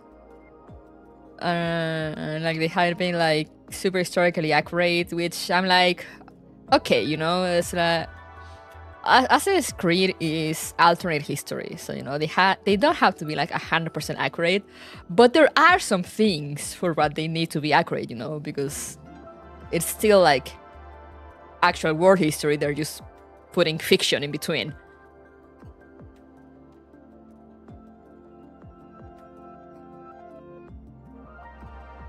So there are certain things for which they need to be more accurate, and they are failing on that.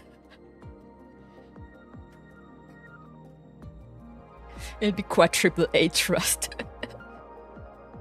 Oh, so he's so desperate that they are actually finishing the game. Yeah, I mean that's why like they keep pushing it back, because you know they're like, okay, we can't release this game. You know, we need to have it released like perfectly, absolutely. You know, 100% complete, with like everything good, everything working.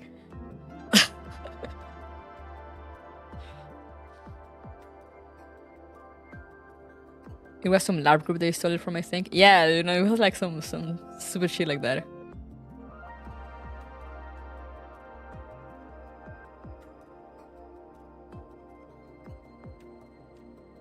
The fact that they were using the half story as promotional material. Yeah, I don't remember. There were like some weird choices they made that was just very disconnected from Japanese culture, which is what they're trying to represent in that game. So it's like, you know, that might not be the best approach.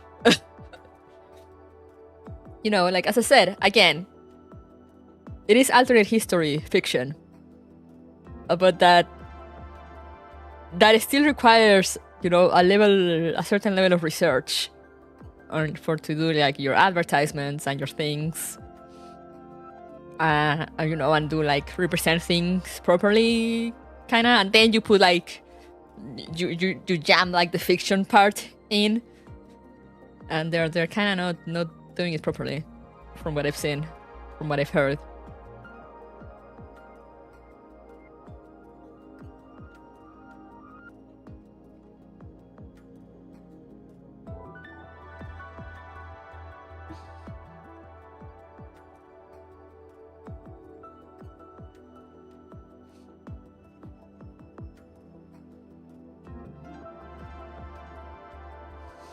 The first 3 games was very historical. Yeah, no, the first 3 games had a lot of research done into them, you know, and you could still read like a lot of historical events and stuff that happened, and it's about historical people. And it was very true to history, but it was just like, you know, like, oh, you know, this thing that happened because of X or Y in real life. But then in the game, it would be like, it was actually like the Templars, or it was actually the Assassins, you know? And that was like the fiction side of it. It was just that, you know, all these things, it was actually like, you know, the Templars or the Assassins working in the shadows for all these things that happened.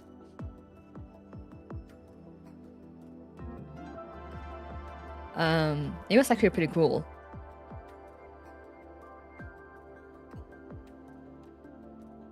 And then yeah, I don't know what happened.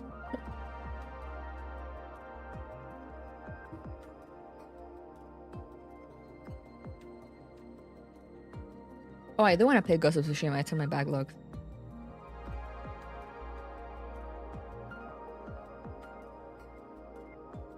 That one looks pretty good. I have it too, so. But anyway, let's go back to reading, or we won't make any progress. Before we keep going up about Ubisoft. Like, yeah, we'll have to see what happened with Shadows.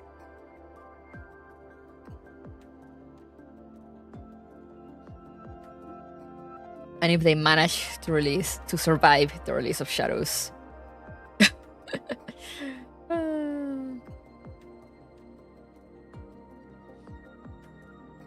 Did I read this one? Yeah, I just read this one, right? Yeah, this is the... Okay. Then Tropics, yeah, the alarm was sounded, okay. So now we go to a stage. Silent return of superimposed truth. The red thread of karma is tangled around this point, bringing all possible endings to collapse. Oh, beautiful. I very, very much like how that sounds.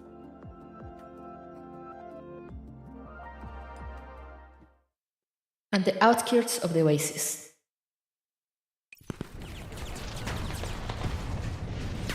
Professor, Mr. Okabe. Persecutor rushes over to us, all fully equipped for battle. All combat personnel are ready and standing by. We're currently conducting defensive operations. However, our scouts report that the number of entropics is steadily increasing. We didn't receive any news about Entropics when we spoke with Fate just now.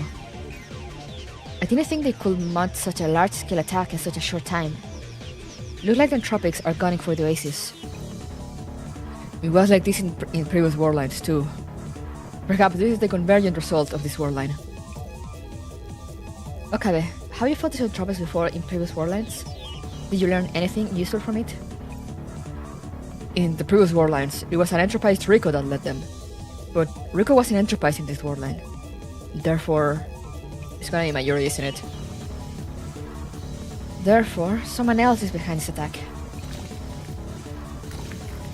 The professor worriedly looks at the oars beyond the sandbox barrier, and my eyes follow their gaze. This is not the first time I've set foot on the battlefield, but I can't help but feel a sense of silent dread as I see these purple creatures spewing their slime everywhere. However, just like all those times I've faced them in the past, this is not the time to be afraid. I have other things that I need to do. Let's go! His evil laugh.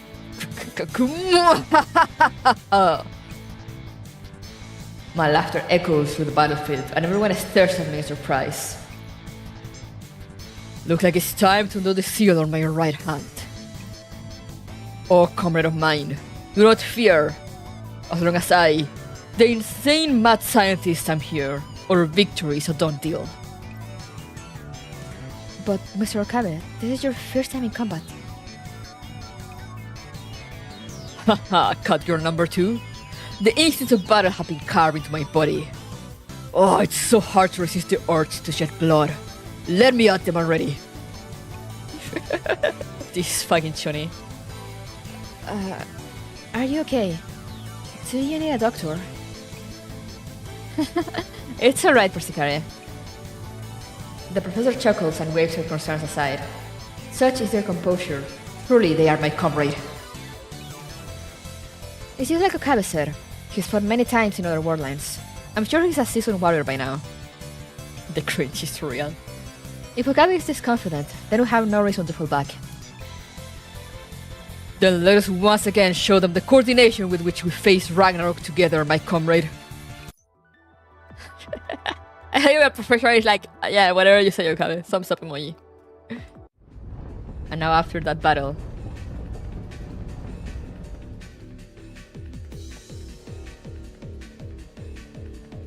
the ground beneath my feet groans and cracks open. The stench of gore and char blend together to form that uniquely nauseating odor of the battlefield. We march through endless ruins, assaulting the Entropic before us over and over again. B-Team, head up the Entropics coming from 1 o'clock. E-Team, operate the defense node and intercept them. Yeah. I recall a combat trick from a previous warline that condensed operants into an attack, which I hurled at Entropic hordes. It accurately and cleanly pierces an Entropic's vitals, and purple slime sprays into the air amidst the creature's screams. I do this over and over again, until there are no more Entropics in sight. Comrade, I've defeated all the monsters on this side. Considering the speed at which he shapes operants and his combat skills, Mr. Okabe clearly has a gift for battle. Must my true power shock you, cut girl number 2? Well done, Okabe. Still, don't be too anxious to push forward. Well, if you say so, then I shall quell my bloodlust for now. Though I'm speaking in a casual tone, I know very well that this is just my way of suppressing my uneasiness. For some reason, a premonition of dread is slowly rising in my heart. Why is the music slowing down? Okabe, focus! Oh! An Entropic has broken through the defense line at some point. I reflexively reach out to fend it off, but it seems to only want to make contact with my hand, and the professor surely takes it down.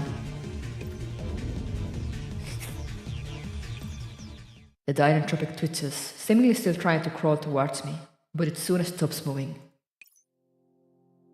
Are you alright? I'm fine. The Entropic seemed to be trying to pass a message. Was it a hint? Or was it simply trying to say hi? Now, where did that weird feeling come from? The entropic orb is active again. I'm picking up a high operant energy reaction. The reaction's gone. Everyone, look out! Is their leader about to reveal itself? Oh, here it comes. No, that's not right. A conjecture has been coiled around my heart all this time, and my uneasiness forces me to speak it. Their leader has always been here. Mr. Okabe, I don't get your meaning. I try my best to translate my thoughts into words. This battle has been going too well. But with the enemies in front of us and entropics in the defense line which is breached, we're nowhere as vicious as entropics in previous war lines. Right now, it seems as though a familiar form flashes through my mind. As though they were playing with us. The pounding of my heart drowns out the sound of the surrounding gunfire. The moment that thought sprang into my head, a cold terror immediately raced through my body. No, it can't be. It must be some sort of coincidence. I must be imagining things. But despite my best efforts to convince myself otherwise, I find myself looking behind and off to the side, where someone was always standing. The wind blows, blowing a blue hat through the air and depositing it at my feet.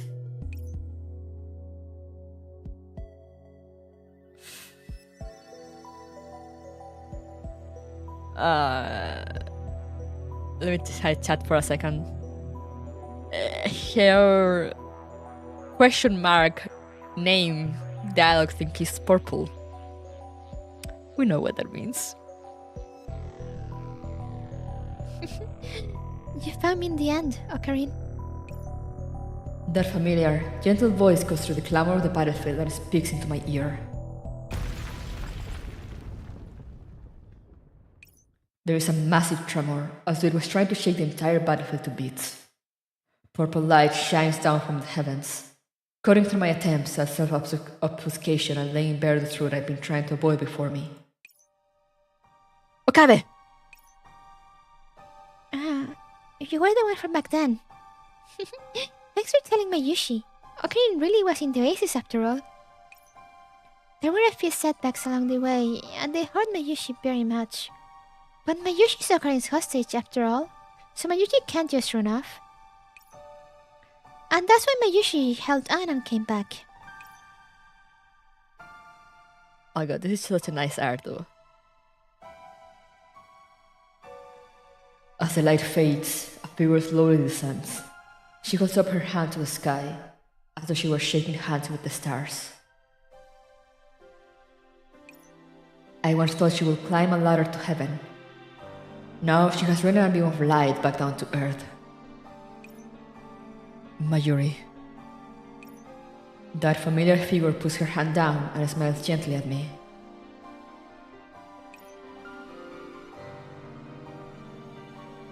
Doo-doo-doo.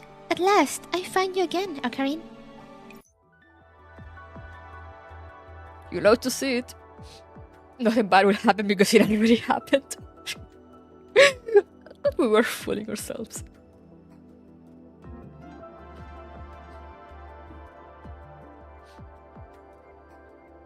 Alright, A0 Part 2. Reflection lost and found. We are merely links in the chain of karma, so how can we escape this endless loop? At least she's not dead, right?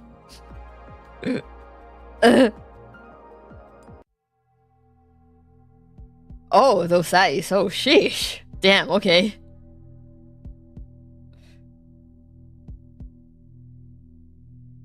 They went hard with these sprites.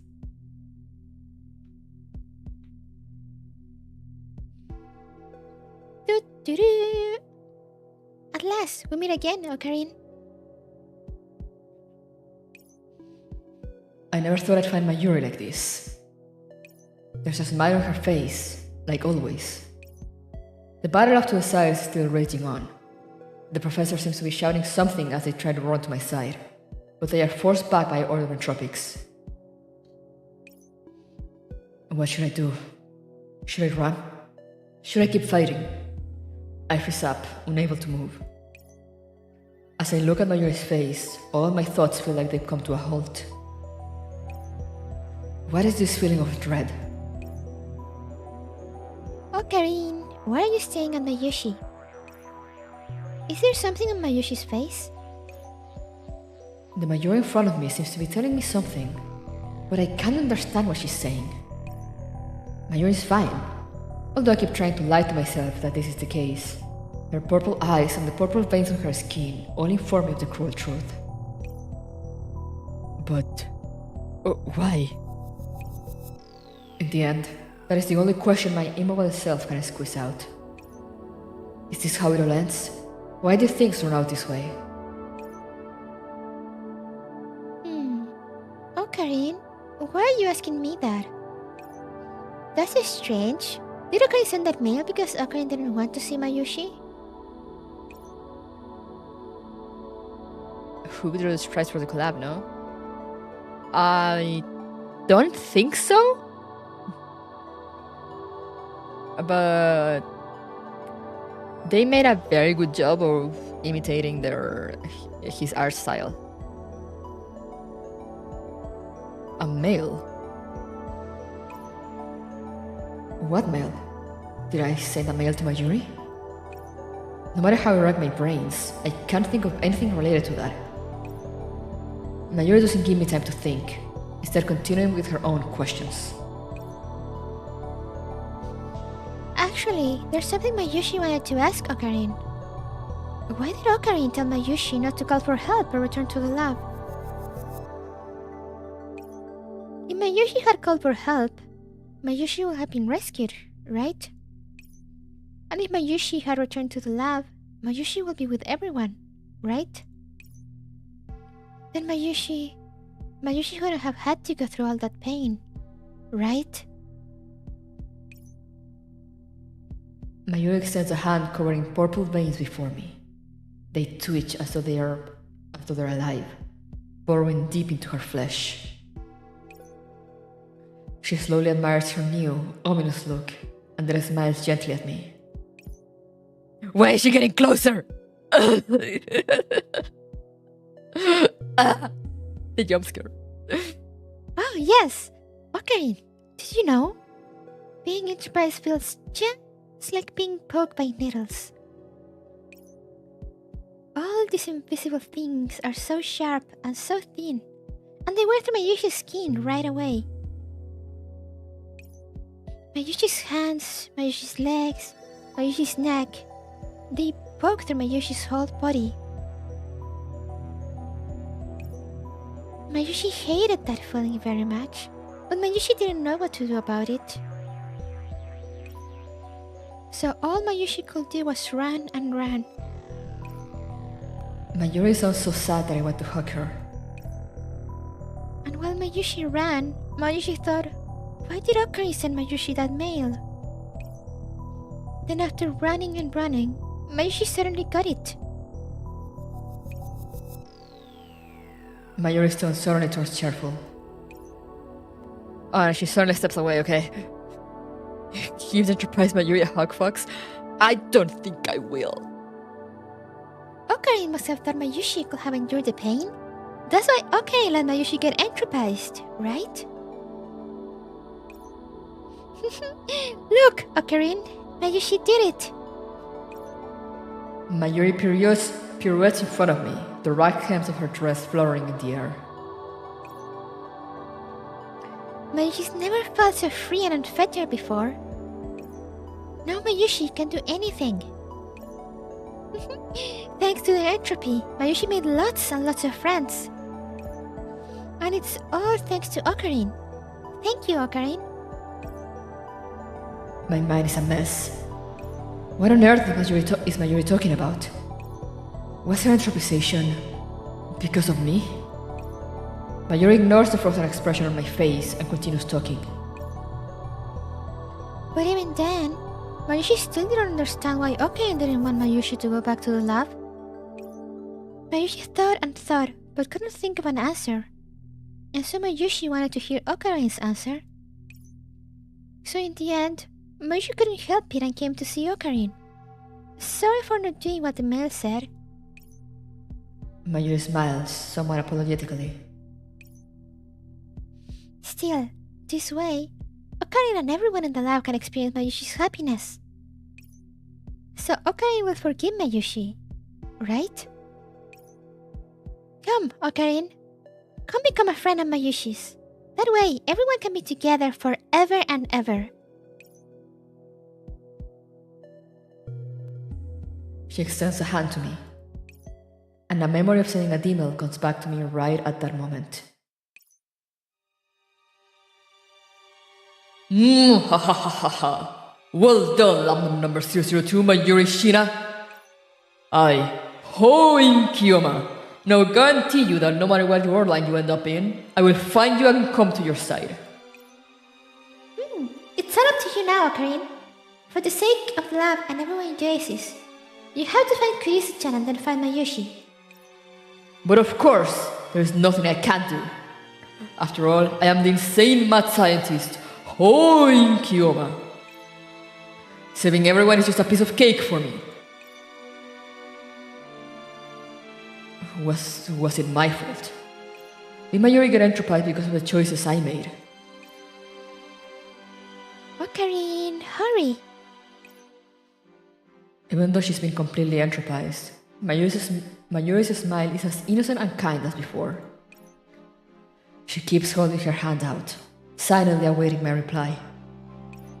The girl before me is beyond saving.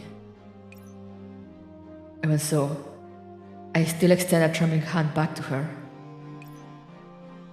Okabe! No, not again! Oh shit, here we go again. Just then, a familiar figure jumps in front of me, preventing me from making contact with Mayuri's hand.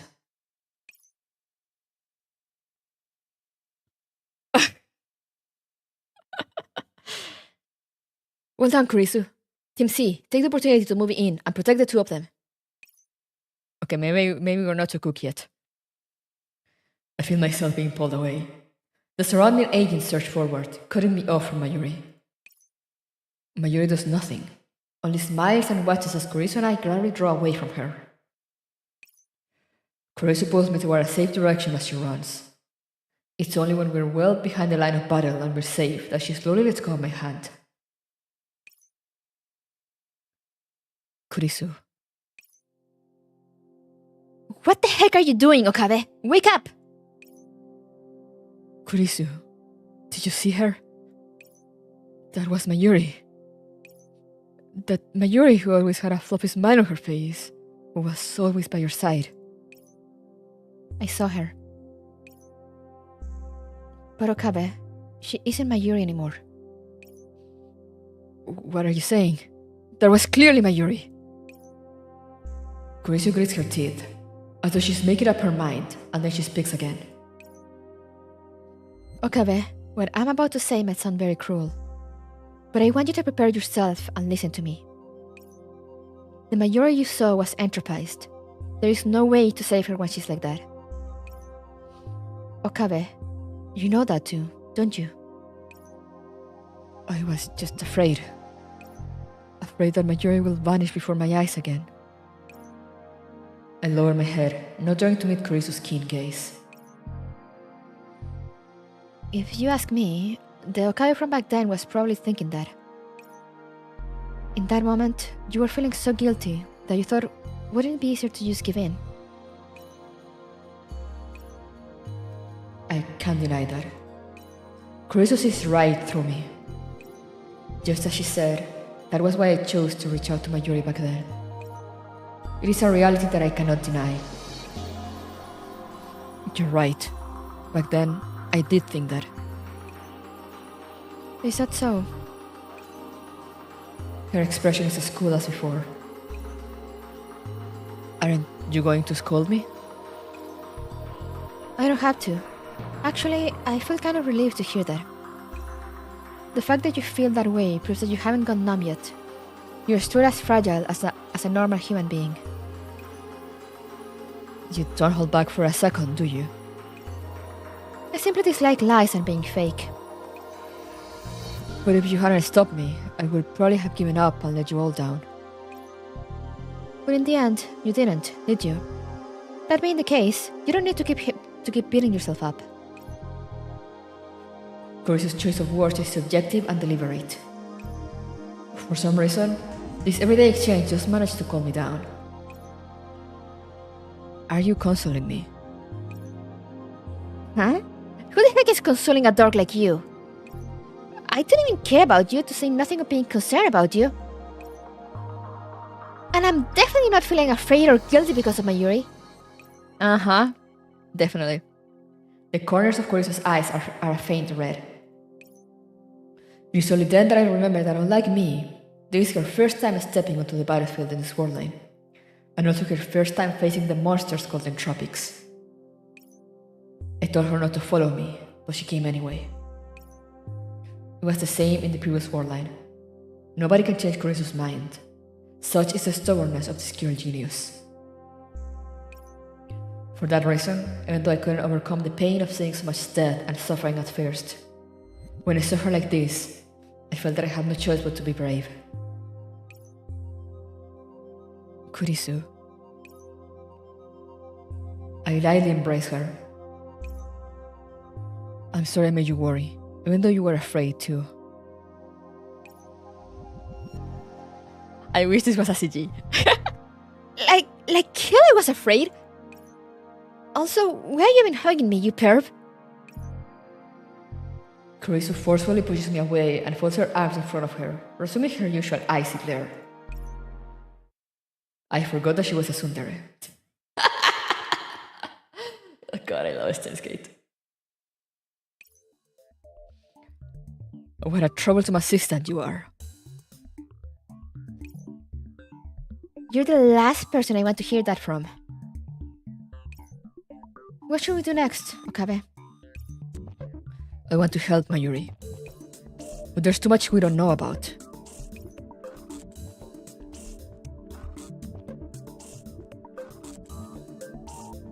Hey! Daru! Huh? Ocarine, Makisashi, why do the two of you look so sad? That's because... Kurisu tells Daru all about what happened before. I didn't expect Mayushi to end up like that. Damn it! What a stupid script! Why did it turn out the worst way? I hope the director dies. Okay. Still, it's good that the two of you are okay. Oh yeah, I came here to tell you guys about something. It might end up being helpful. We managed to fix Mayushi's phone. Didn't you tell me to contact you ASAP once it was done? Now that I think about it, I did say that. But too many things happened between then and now. If Daru hadn't reminded me, I would have completely forgotten about it. I'm sure Mayuri will be happy to get her phone back. Yeah, I'm sure she will. Wait, her phone? That's strange. Did Ocarine send that mail because Ocarine didn't want to see Mayushi? A mail? Actually, there's something Mayushi wanted to ask Ocarine. Why did Ocarine tell Mayushi not to call for help or return to the lab? That's right, the mail! Daru, you restored the data in Mayuri's cell phone, right? Of course, it's back to factory new. I have to praise the cloud service operants here. 2063 technology is really something else.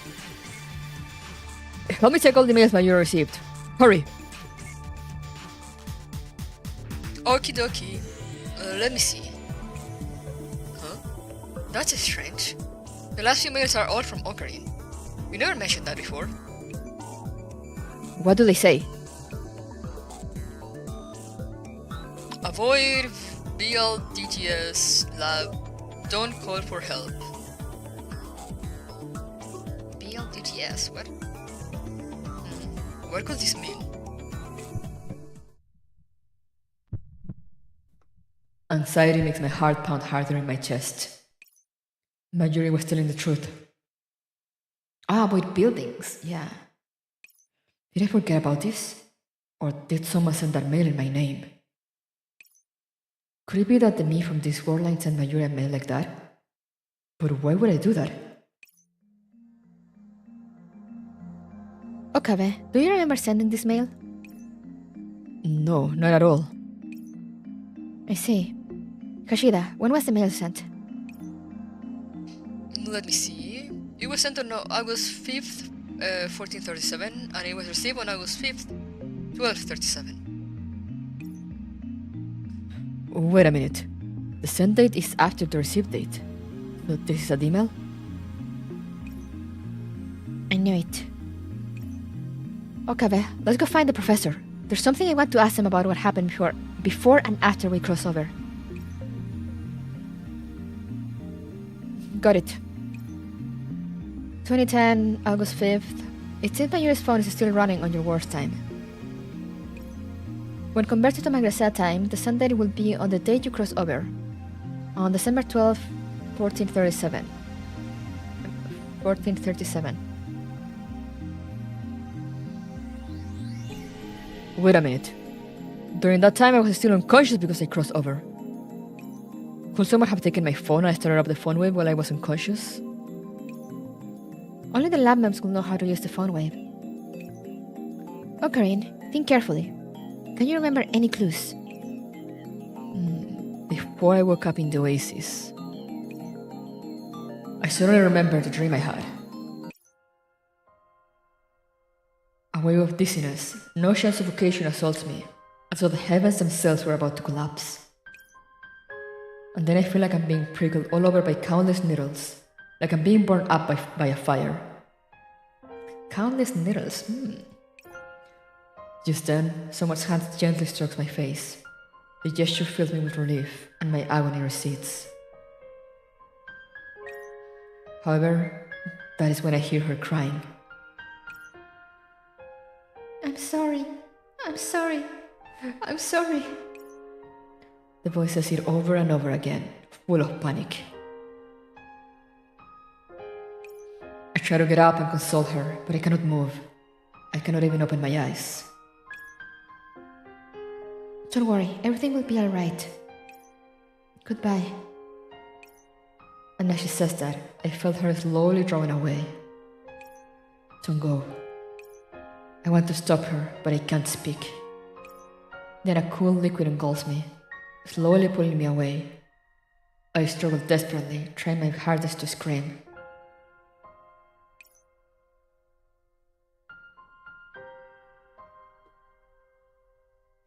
Yes, I remember now.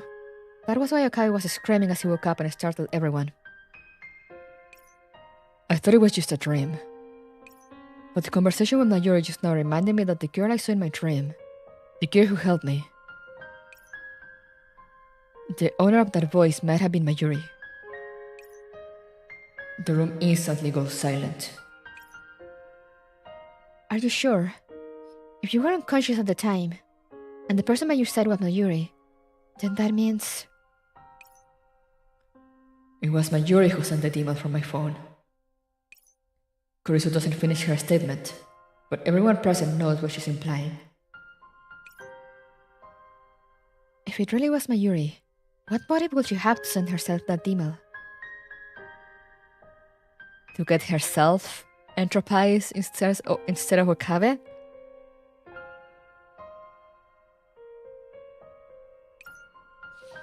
I might have remembered it wrongly. I think back to the content of that email. Avoid buildings, lab, don't call for help. I don't get it. No matter how I try to make sense of it, this doesn't feel like what Mayuri will say. Maybe it really was sent by Mayuri. No, that was just a guess. After sensing everyone looking at her, Kurisu starts to panic. It would seem that Kurisu had let that shocking conclusion slip without realizing it. Although, do you remember our positions before we crossed over? We previously analyzed why everyone ended up scattered around the oasis after crossing over despite us all being together before that. Is it related to our distance from our future gadget number 99? It was a discussion we had in other world lines. Who would have thought that in these world lines we'd still be discussing this topic? That's right. Okabe, you were the closest to future gadget number 99. But you were in the lab after crossing over. As for the others, they were scattered to different places based on how far away they were from the device. But before we crossed over, I clearly remember Mayuri and I were next to each other. It happened suddenly, but I still remember it. Yeah, I believe that's why the two of you ended up on the outskirts of the oasis. Kurisu, are you trying to say that you and Mayuri should have been close to each other after crossing over? Indeed. That's why, after thinking about what the professor said about Mayuri running around because she was being chased by the Sanctifiers, I realized, if Mayuri really had been yelling for help back then, I would have pinpointed her location right away and rushed over to her. But Mayuri didn't do that. That was why I chose to head for the oasis, which showed obvious signs of human habitation. I think of what I experienced in the previous few world lines. In the world lines where Mayuri was around, Kurisu had met up with Mayuri before they came to the oasis together. In other words, the reason why they didn't meet up was because Mayuri received that email. I suddenly realized what Kurisu means. Hang on. Are you saying that she sent that email so you wouldn't get caught up in the Sanctifier's pursuit? Yeah. After all, we were completely defenseless right after crossing over. If the Sanctifiers found us, all we could do was run away.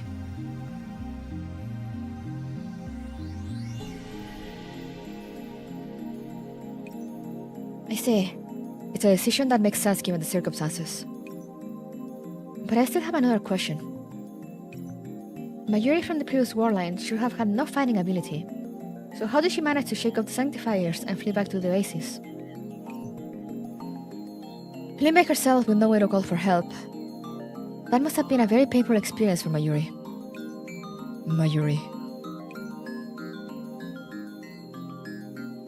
Oh yes.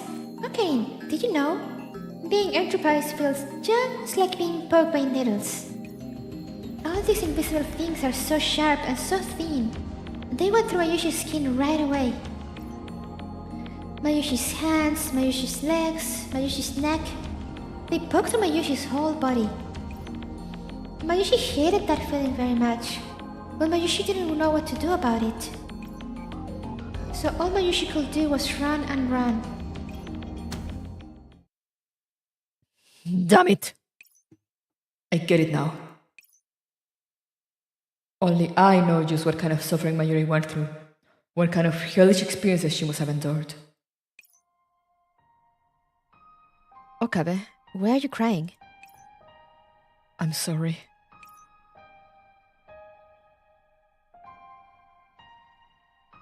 I'm sorry. I muttered Mayuri's last words. The memories from before come back to mind, and now I finally understand the meaning of her words from that time. I was sure I would protect Mayuri, but in the end it was she who protected me. The guilt welling up inside me wrenches my heart. At that time, the entropized Mayuri was smiling at me. Even after being entropized, she was still looking to me for an answer. And that is why I need to give her a proper reply. I think I figured out what happened to Mayuri. I take a deep breath, desperately trying to keep my tears from falling. Let me tell you what Mayuri went through. Damn, okay. AF. Yeah, we're doing the... I'm still going through the Narrow Cloud Steins Gate collab from a while ago.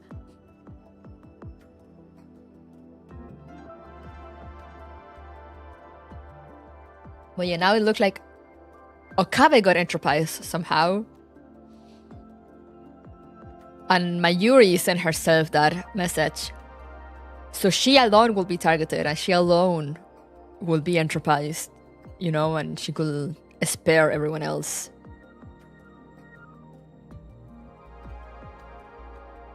Which is like, damn girl, okay.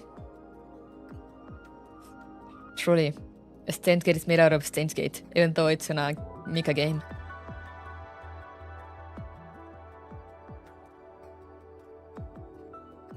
Oh,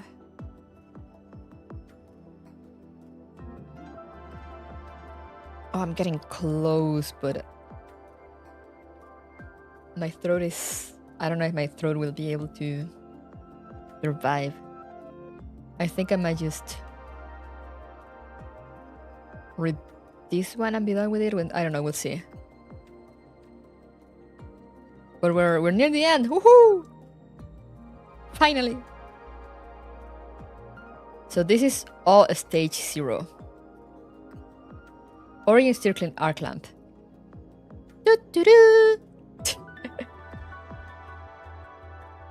The thing is that trying to read in like a deeper voice, you know, to like kind of make the distinction that it's Okabe's POV instead of the professor.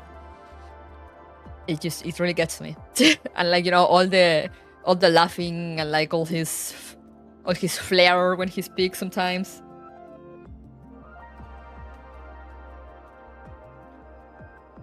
You're a good stopping point to pick up next time if you have to. Yeah, I think I just want to see, you know, because I'm pretty sure this is the stage, because it's a stage. You could ask people to laugh for ratings, I've seen it towards that. Yeah, and I've done it. But it's kind of a pain, you know, to like organize things. And also I don't know that many people that play games. Like the only one I know that play these games, the only one I know is Hakuya, and we have like very different schedules.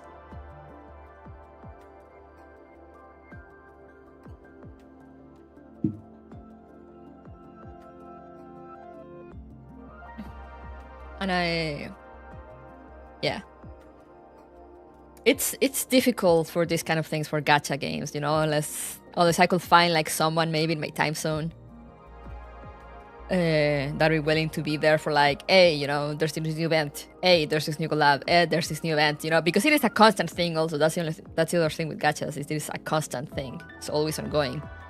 It's not a thing of like, hey, you know, let's play this game and we'll do the voices, and then once we're done, we're done.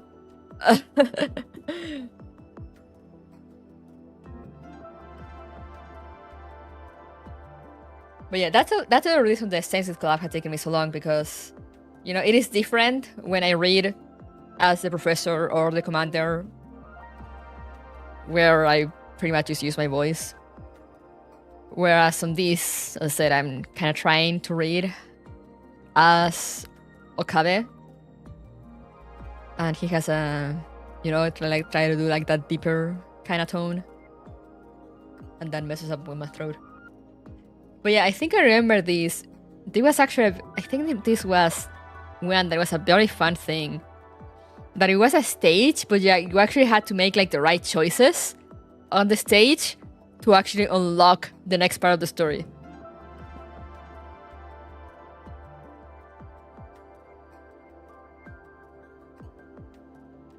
Which was pretty cool. I was like, damn. At one point I was so confused because I was just doing, you know, just choosing whatever. Because I hadn't read the story. And I wasn't getting anymore. And I was like, why do like it told me like it's still like missing things, you know, it's still missing stages. And then like I sort of realized, because, you know, I didn't want to read the boxes, so like trying not to spoil myself. But then at that point I sort of realized like, oh, okay, so I have to make choices, you know, to make the right choices. So then I can unlock, like, quote unquote, the true end. And so I thought that was pretty cool.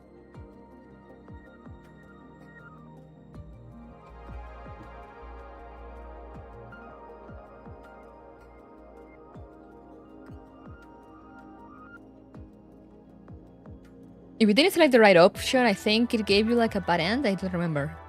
Or if it just didn't give you anything.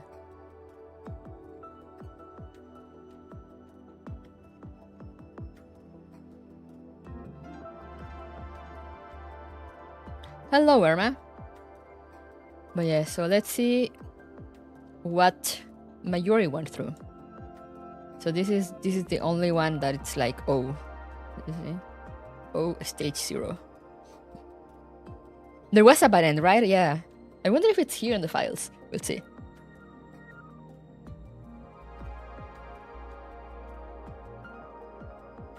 How are you doing, Irma? How are you still sick? Origin circling arc lamp. You must endure endless pain to reach the war line where everyone can be saved.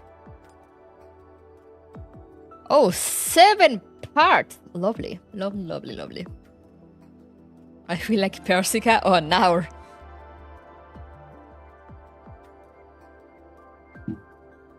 I guess we'll see whether it has a bad end or not.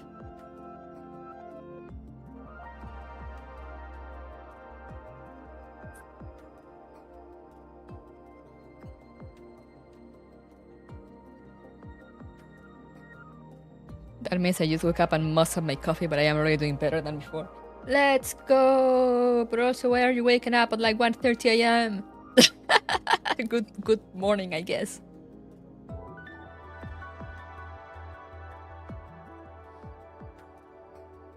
Okay, let's go. You guys will have to help me keep count, because whenever there's more than 3, I'm always like, where are we? My sleep schedule is, we don't talk about it. And I remember you work nights, but that's also like, in that case, shouldn't you be awake like near to my time zone? Queens. Anyway, you're 6, so it's alright. Just sleep whenever. Let's go. 1. In an unknown world line on the outskirts of the oasis.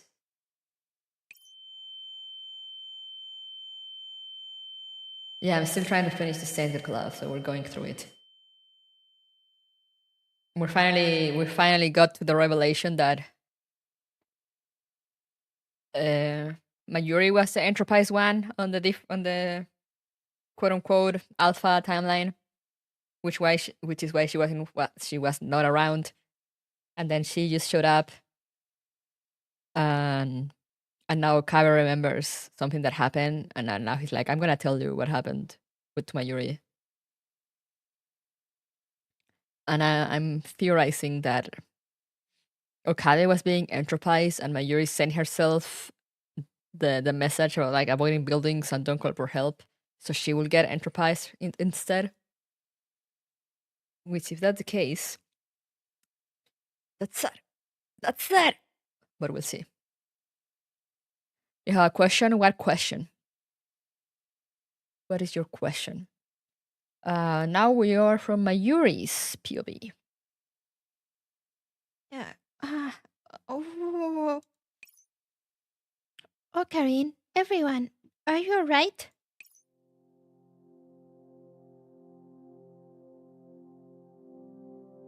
I'm just gonna read this regularly because I'm not sure if we're with Mayuri or Okabe. We should be with Mayuri, I think. Mayuri was alone.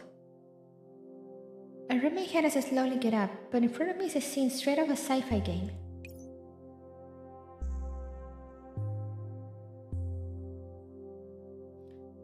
There are sparkling blocks of data everywhere and futuristic-looking structures in the distance. None of this looks real. Is Mayushi dreaming? That hurts. Is this... Am I in another world? Future Gadget number 99 brought us to another world, Ocarina. Your invention worked. I look around excitedly, but my surroundings are empty. Nobody's there.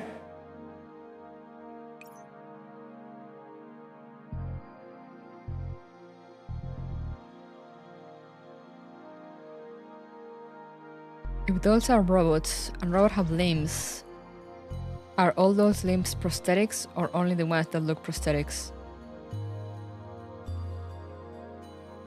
They're, I guess you could say they're all prosthetics. You know, they can exchange them. Well. Ocarine? Ocarine! Daru-kun! Chris-chan? I shouted at the top of my lungs, but nobody came. Faris-chan? Luka-kun? Where's everyone? Where is this place?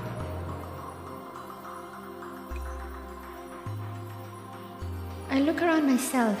The ground is bare, and there is nothing nearby apart from the bag with bananas and juicy chicken number 1 in it. Ah, that's right. Mayushi's cell phone. Let's give Ocarina a call. The sound of an answering machine reaches my ears. Nobody's picking up.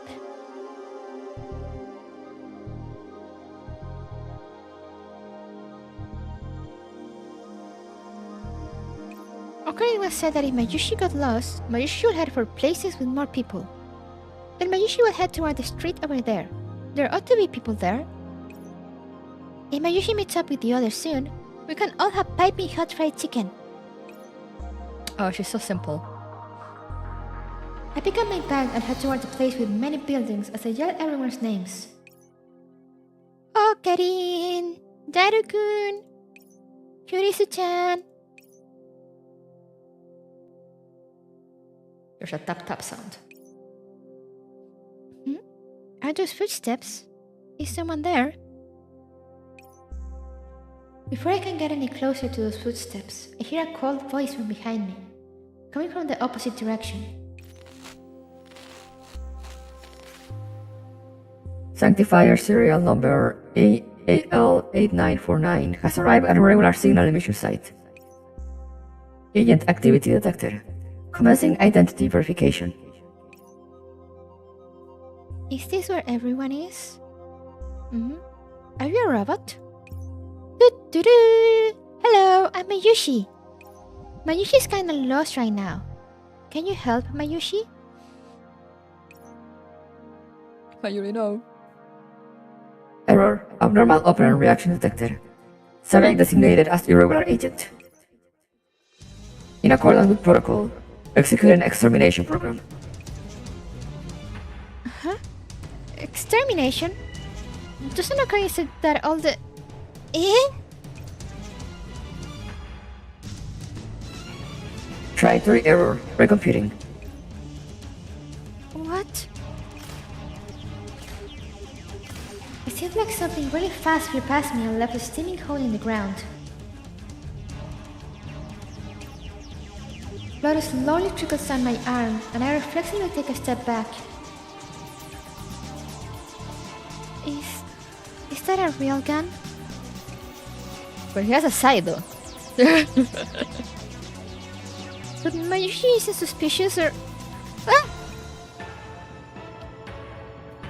Auto tracking weapon unable to lock on the operand source. Switching to visual targeting mode. Mode switch complete. Commencing attack. No, this is bad. Mayushi needs to run. I frantically pour my strength to my softening legs and run in the opposite direction. Well, I don't know where I should go. I know that if I don't escape, things will get very dangerous. Alert. Target is moving. Awaiting rendezvous with main force. Entering tracking mode. Where the fuck are we? What is this CG? I don't think I've seen this.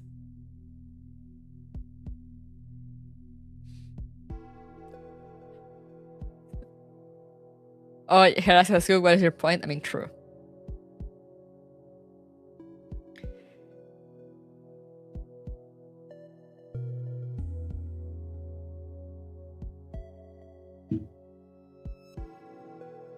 It does kind of look like a train station or an airport, but I'm like...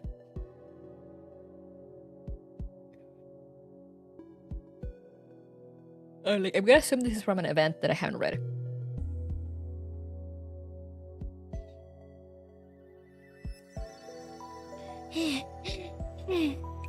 It feels like There are more and more robots.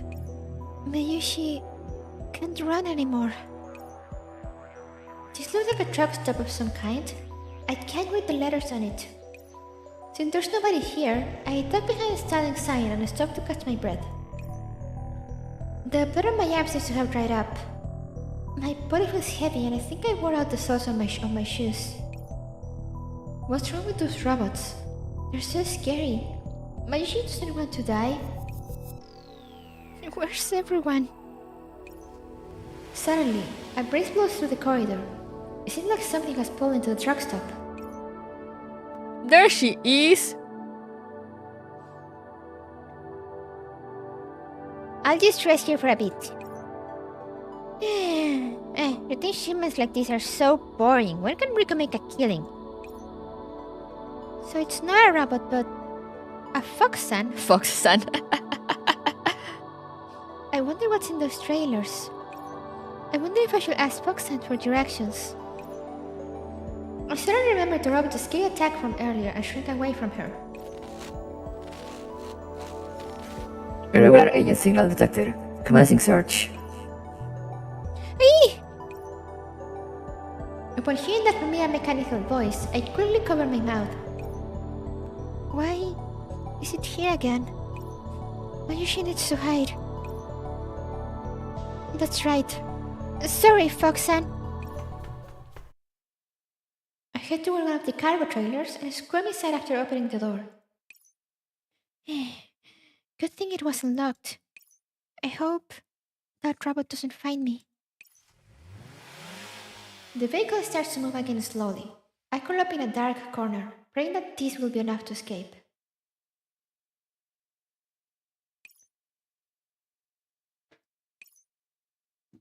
No. But before long, the sudden stop causes me to crash into some of the goods. I touch my arm. It seems like there's some kind of sticky fluid there. Oh no. Why does it feel so slimy? Huh? It's purple, so it's not Mayushi's blood? What's going on? I move to a nearby gap in the cargo trailer and try to see as much of the outside world through it as I can. Multiple robots are gathering around the convoy. Right after that, a girl shows up. She looks like she's wearing some kind of mechanical armor, and she seems to be talking to Fox-san. We have detected an irregular agent entering a trailer vehicle. Please cease your transportation and cooperate with our investigation. Rico didn't see any irregular agents and Rico's goods are all okay. Please cooperate with the Sanctifier's investigation. Leave your convoy behind and depart swiftly. Okay. Wait, so let Rico get this straight. You just want to check the cargo trailers, right? I can take everything outside the trailers, right? That is correct. So can Rico take this blanket? It's outside the trailer, so it's not inside the trailer, right? That is correct. Since the blanket doesn't count, does that mean Rico can take this bag of stuff below the trailer too? There doesn't seem to be anything valuable inside it. Can Rico take it? Content safety confirmed. You may take it. Please leave ASAP. Okay, Rico will pack up and go. Don't mess up Rico's merch. Fucking Rico. I hear the sound of Fox-san starting up an engine, and shortly afterward it fades into the distance. And then, the robot begins searching the trailer. I frantically try to squeeze behind a crate, but the spacious interior offers no place to hide. What should I do? What should I do? What should I do? Please don't find Mayushi. Help me. Everybody. But my prayers are not answered. The sound of footsteps draws closer. At least let me find something to protect myself. The toilet door flies open, and that mechanical girl from before regards me with cold eyes. Agent detected. I'm sorry. Mayushi's not an enemy. Mayushi did nothing. Please, don't kill Mayushi. Verified as a regular agent. She ignores me and slowly raises her blade. Is Mayushi going to die? Mayushi doesn't want to die. Mayushi wants to do many more things with everyone. No matter what, Mayushi can't die. I'm sorry! I pick up a crate inside the trailer and bring it down on the robot girl in front of me. The crate's outer shell breaks, and a purple mist fills the air. A chorus of alarms suddenly ring out. Warning, warning, warning, high intensity entropic signal detector. Switching to cleansing mode. A flash of purple light follows. Right after the flash, the entire cargo bay explodes. Okay. The intense explosion knocks me to the ground.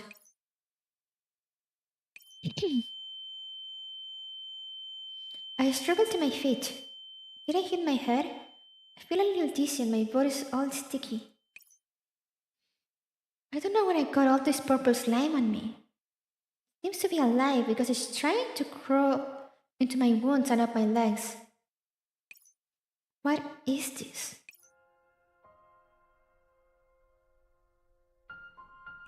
Demon. A blade flashes in the smoke that fills the air.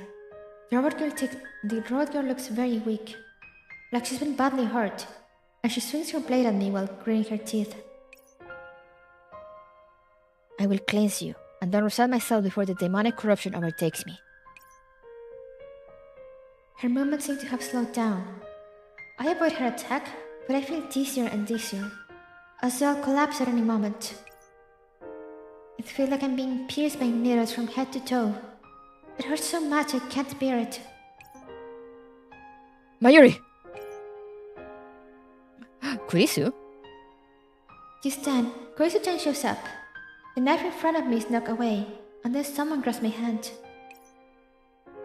Mayuri, run! Kurisu-chan!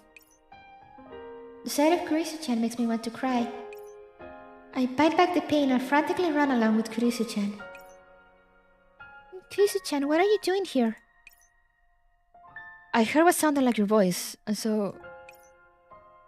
But before I could meet up with you, these guys started chasing you. At long last, we managed to meet up. Wait. Don't run so fast. Kurisu-chan, we need to escape! I hold Kurisu-chan's hand tightly, feeling a little bit of courage inside me. My dizziness and the pain in the rest of my body doesn't matter. The robots and whoever don't matter. That's right, there's two of us now, so we'll definitely be able to escape. No matter what problems we encounter. As I think this, I look back toward that robot girl even as I run with Kurisu-chan. Her eyes seem to have changed color, and in the next moment, a gun appears in her hand as though by magic. Don't.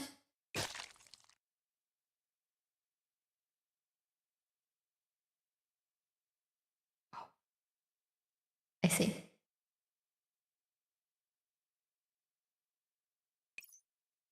There is a gunshot, and then the hand I'm holding suddenly becomes very heavy.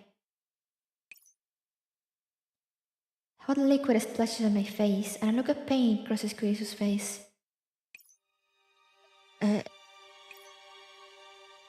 What just happened? Run away. Kurisu-chan lets go of my hand and murmurs those words before she falls. Kurisu-chan! Wake up! The light slowly fades from Kurisu-chan's eyes. Is Kurisu-chan dead? No, it can't be. This can't be right. I'm dreaming, right? How could this be real? This has to be fake. The real Mayushi should be sleeping in the lab right now. The party's about to start, so I need to wake up. Someone, anyone, please wake Mayushi up. Elimination of one irregular agent confirmed. Second irregular agent has ceased movement. Maintain distance and ensure termination of high-threat demon. There is another bang and a stunning pain pierces my calf. I collapse to the ground beside Kurisu-chan. This isn't a dream. This scene which seems so totally unreal is, in fact, reality. Kurisa-chan. Kurisa-chan. I did my best to get up, trying to help Kurisa-chan up so we can escape together. But her body feels like it's gone totally limp and won't get up. Kurisa-chan, please get up. Please run. Mayu. Red liquid spreads across the ground, and Kurisa-chan's eyes go dark. This is wrong. This is wrong. This is wrong. Oh, here we go again.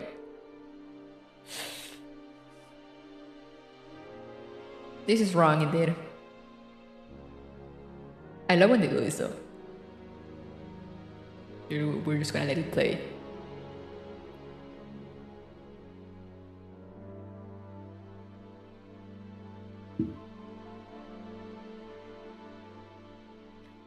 This is actually pretty creepy. It is. I believe that this might be wrong. I have a slight feeling that this might be wrong.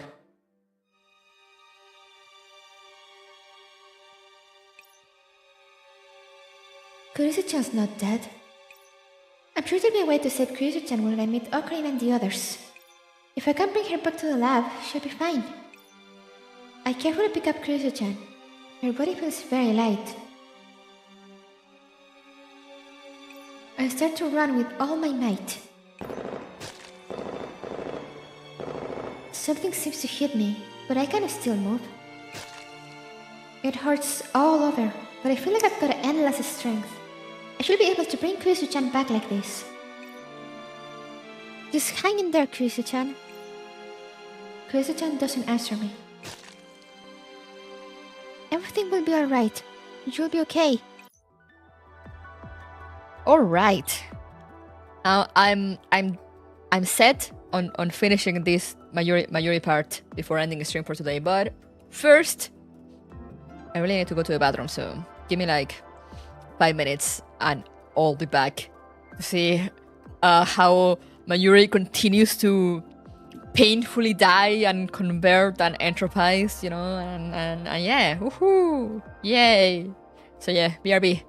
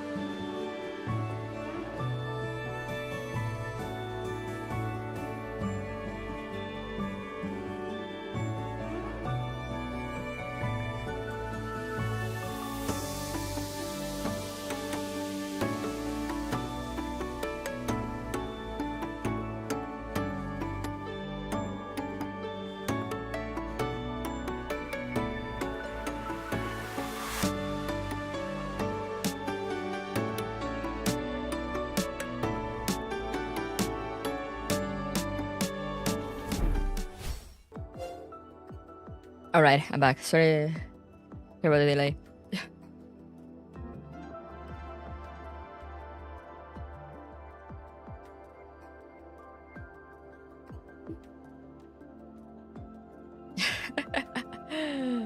Apologies.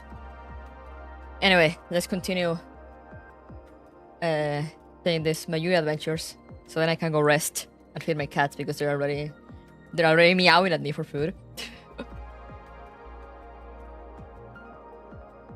But they will eat when I eat. So let's finish this. Well, quote unquote finish this. So we read part 1. Now we're going to part 2.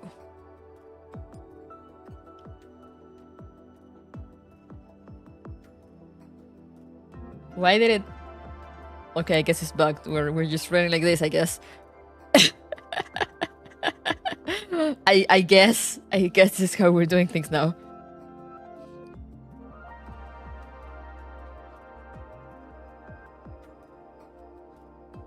I'm getting used to the prickling pain in my body, and my footsteps feel lighter now. Those buildings are getting closer. Hold on just a while longer, Chris-chan. We're almost there. Oh, and it must be... It's probably those little cutscenes that show up like during combat. That's probably why, because they don't have like a background CG or anything.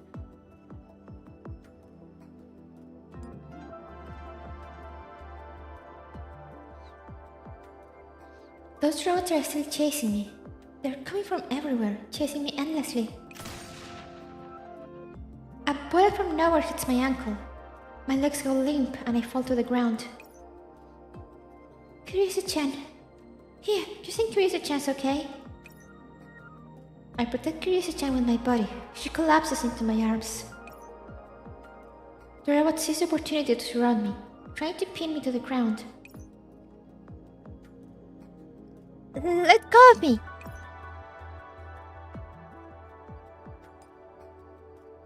I can't shake them off, no matter what I do. Why can't you just let us go?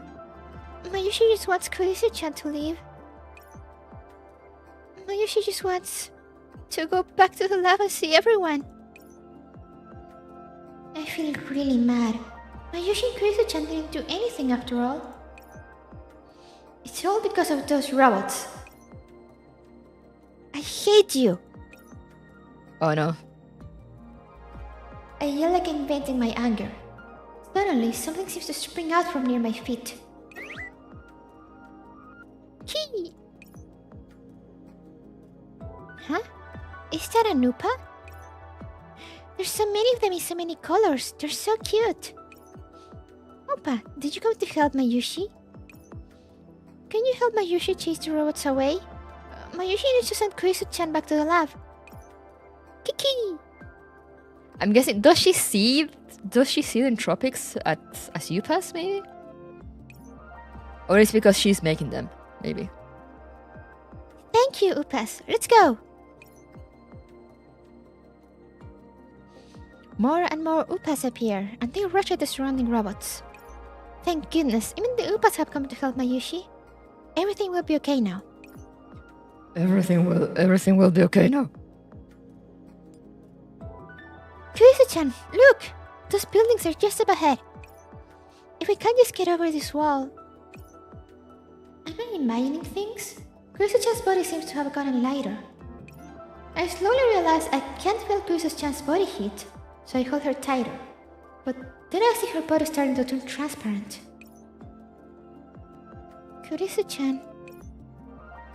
I stop and gently lay her on my knees. Kirisa-chan's eyes are tightly shut, and her hands and feet seem to be slowly disappearing. Kirisa-chan... Kirisa-chan... Kirisa-chan, don't go. I hug Kirisa-chan tightly, as it can stop her from vanishing. My tears pass through Kirisa-chan's body and splash into the ground. But Kirisa-chan still vanishes in the end, without a sound or anything remaining of her. Please, don't... My arms are empty, It's as though nothing was ever there. No. There's nobody around me now. Cruiser-chan is gone. The Yupas are gone. Even those robots are gone. I get up shakily. Ocarine, I'm sure Ocarine can fix this. That's because he's holding Kyoma. He can do it. Everyone should be in the lab. That's right. Cruiser-chan should be there too, right? Mayushi was too slow, so Cruiser-chan went back there first. I'm sure that's it. Everyone must be so worried. It's all Mayushi's fault for being slow and even losing the fried chicken for everyone. Mayushi hopes they're not mad. Let's go back to the lab. Let's not go back to the lab.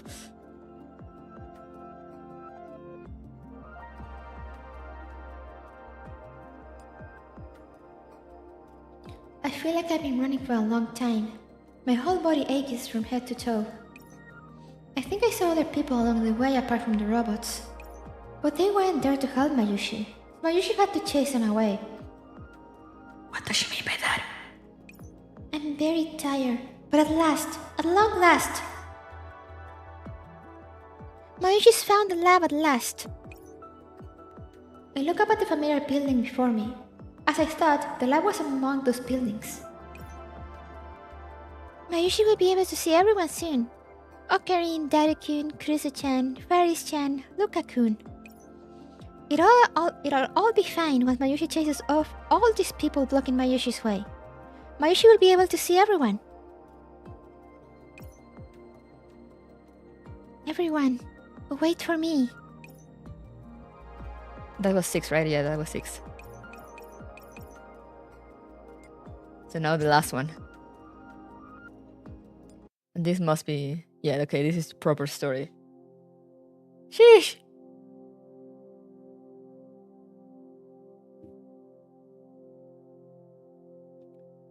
The purple light seems to be dyeing the sky violet. I rub my face as I stand in front of the lab door, but I suddenly feel a little embarrassed. I hurried all the way here, but I didn't manage to bring all my things along, and I was even late. Still, I don't think everyone will mind. Doo-doo-doo! Everyone, Mayushi's back. I work up my courage and open the door. The lab is silent. I don't see anyone.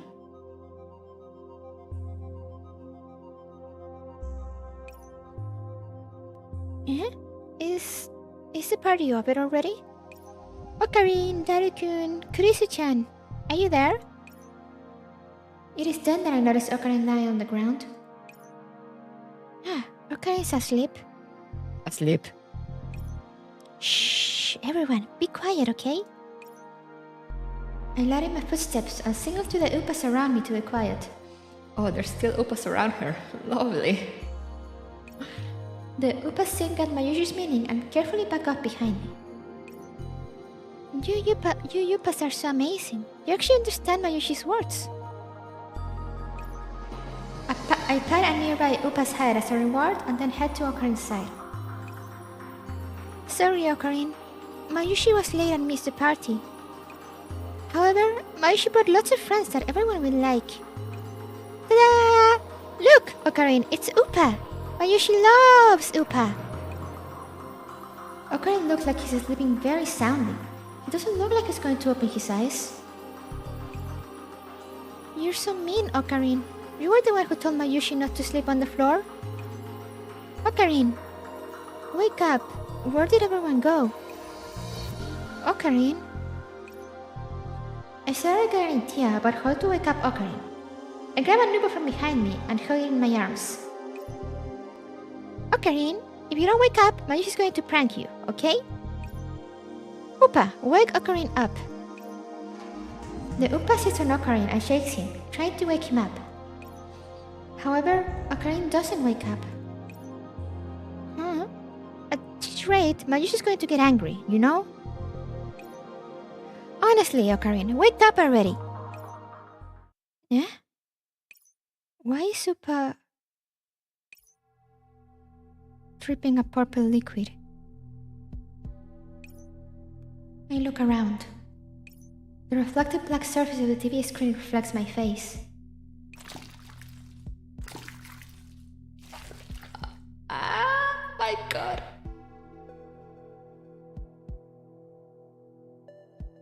That was a nice shift. The prank is entropization. What a lovely prank. Now she screams.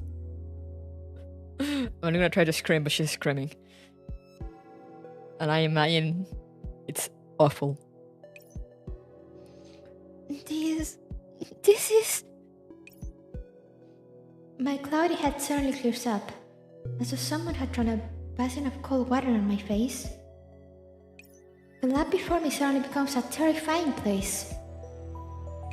The walls and floors are cracked and covered in purple slime, and everyone's prized possessions have been smashed on the ground. I reflexively look down at the upa in my arms.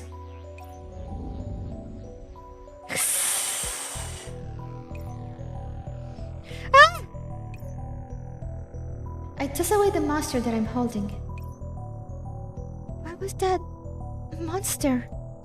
What about the upas? Where are Mayushi's friends? Before I can call for help, the monster in front of me slowly approaches. No! Stay away from Mayushi! I cry and beg it to stop, but surprisingly enough, it seems as though the monster understands and obediently stays down. Huh? I suddenly realize something. The monster is like a part of me. I can move it around, even send it to places where I can't see.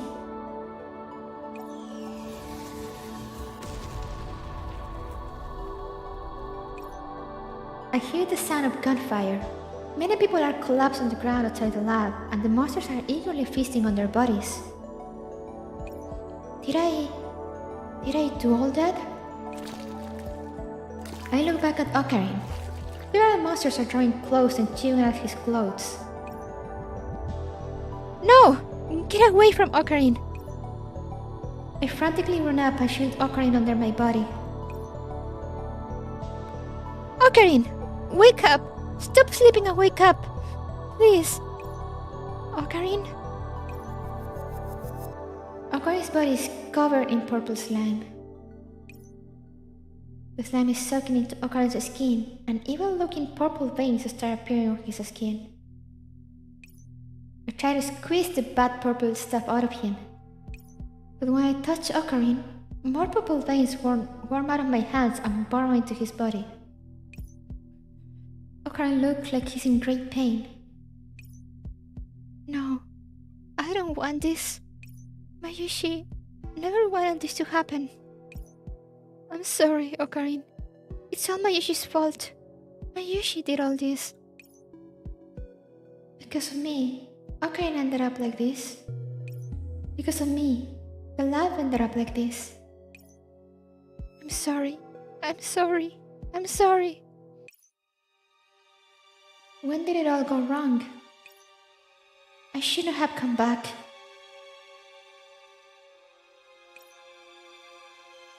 I should have called for help. If not for me, Ryuzu-chan wouldn't have died. I'm sorry, I'm sorry, I'm sorry, I'm sorry, I'm sorry, I'm sorry, I'm sorry.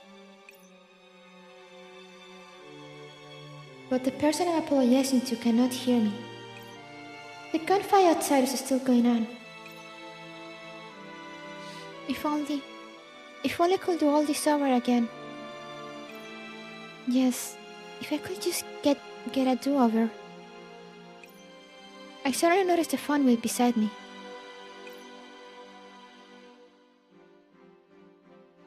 A do-over? I vaguely remember Ocarine saying something about being able to change the past with an email. That's right, I remember how to send those emails.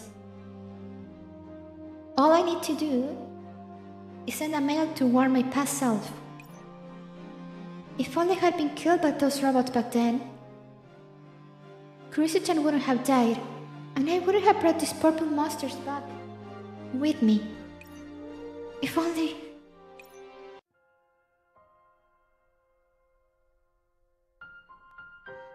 Now the preparations for the email are complete. I'm sorry, Ocarine. I'm going to have to lie in your name. Mayushi's Okarine's hostage, after all. So if Ocarine tells Mayushi to do something, the Mayushi from the past will definitely listen. Then I need to write that email. Ugh. My head's getting dizzier and dizzier. Invisible needles are prickling me from head to toe.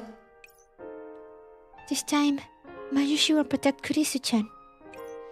If I don't call for help, Kurisu-chan won't notice Mayushi. Kurisu-chan is smart. She'll find Ocarine safely. If Mayushi wasn't around.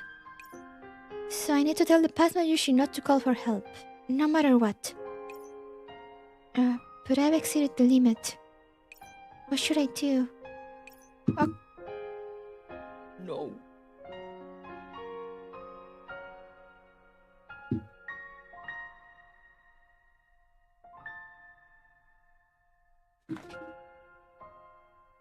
Sorry, I had my cat on the desk.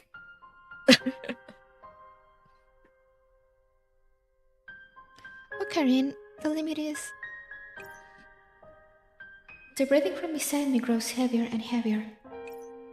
I'm sorry, Ocarine, but it'll be okay soon. White buildings, lab, don't call for help.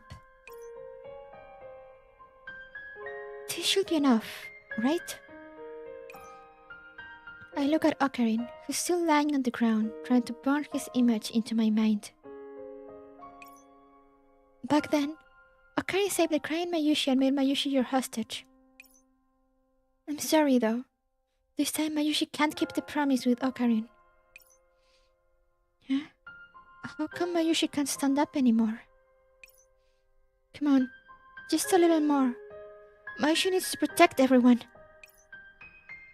With the last of my strength, I start up the phone wave. As it starts running, it begins to spew crackling electrical arcs. It's so pretty, like sparks from a fire. Ocarine, do you remember the story of the little match girl?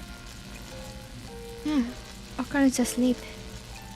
Then, I'll tell Ocarine about it next time. Now, how did that story go? Mayushi doesn't remember it anymore. But you remember, don't you, Ocarine? All the normal things, and things from other worldlines. I'm so envious. Mayushi wants to remember all the good memories Mayushi had with everyone. However, it seems like Mayushi can't even control Mayushi's own body anymore. Mayushi won't be able to continue being Okarine's hostage like this. Even if Mayushi isn't Okarine's hostage anymore, Ocarine needs to live on with everyone else. My breathing grows more rapid, and my vision is starting to blur. At the very end, I reach out my hand, trying to touch the great arc lamp in the sky like I did so many times before. Instead, I firmly squeezed Okarine's hand. This way, everyone will be safe, but if Mayushi ends up failing to control herself like now, then Ocarine, you need to be strong and do what has to be done, okay? After that, I push the send button. Ocarine, don't worry. Everything will be alright. I'm sure this email will lead to a future where everyone is happy. Goodbye.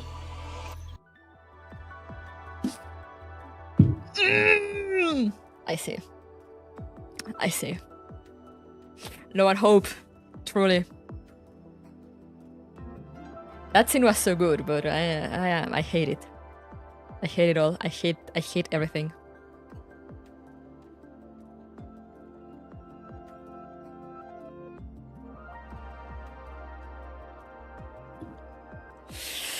Man.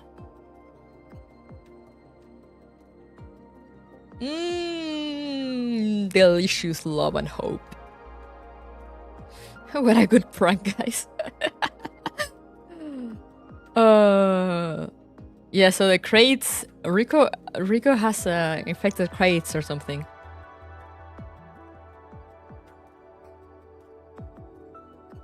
After this is done, I still have ReZero to watch. Damn, yeah, ReZero is also very good. But man. Okay, so I see now. So that's what happened. I see. I understand. They just keep getting away with it. They can't keep getting away with it. Anyway, I'm gonna make a note of where we are left. And next time we should be able to finish. It will probably be a short stream also. Doesn't seem to be that much. I mean, it'll also depend on how long the story parts are. But yeah, I am already kind of tired for today, so we're just gonna end it here. And next time we'll see, now that the truth has come out, how will they fix it? How will they save Mayuri? Waiting for Mika and ReZero collab next. That will be something. Let me see. Where is the thing? Okay. Stained skate. Oh, a stage red. That's how it's called, right? So, stage 0.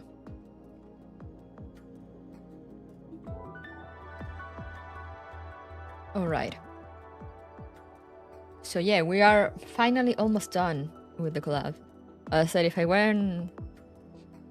didn't get too tired from doing Kabe's voice, trying to do Okabe, I would probably be able to finish now, but as it stands, I am tired.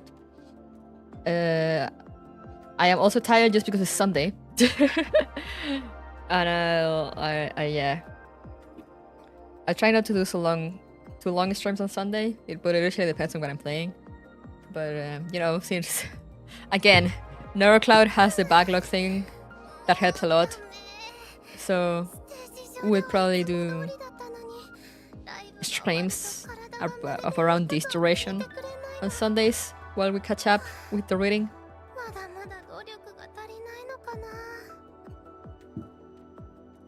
For now, let's just go back to chat for a little bit.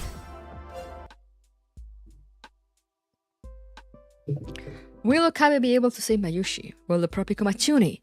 Will they be able to go back to their world? We shall see next time in Dragon Ball Z.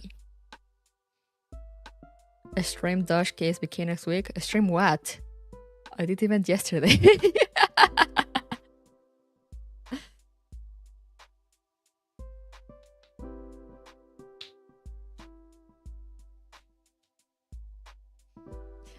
You missed it.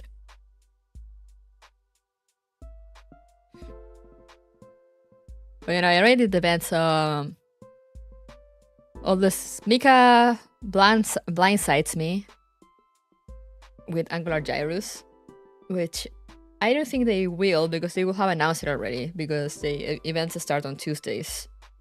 Workers for Online 1.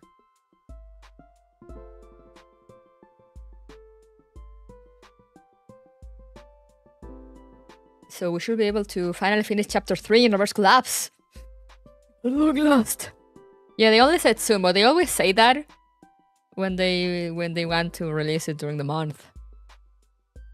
You know, like last time, but the last one, they also said like, oh, this event is coming soon, and then it came out by the end of the month. Oh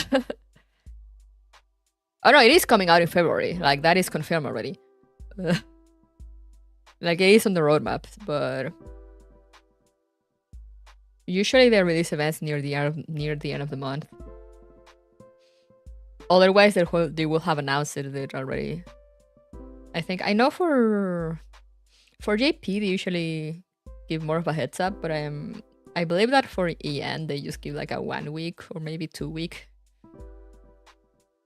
notice of like, oh, event by the way. We shall see Jane Bakery again. I miss Jane and John Bakery.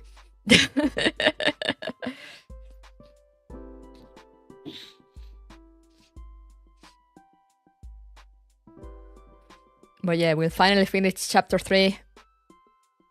Hopefully they won't kick my ass too bad, so I'll be able to start chapter 4 on the same run. Since I'm literally at like the last map of chapter 3. If I remember correctly. So if everything goes well, I should be able to start chapter 4. Finally we'll get to see them again. Before Angular Gyrus drops.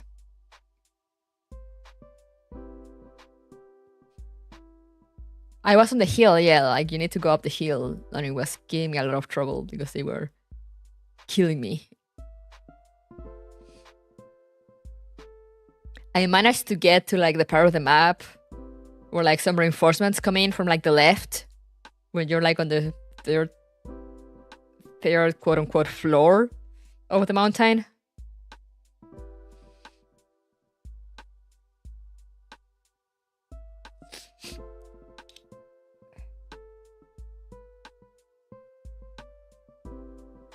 We have one event left after Angular Gyrus. The tanks, yeah, there are tanks at the bottom.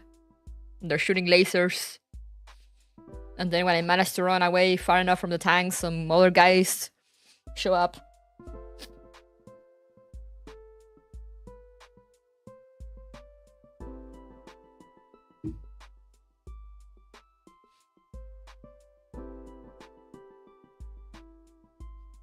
It wasn't the last, are you sure?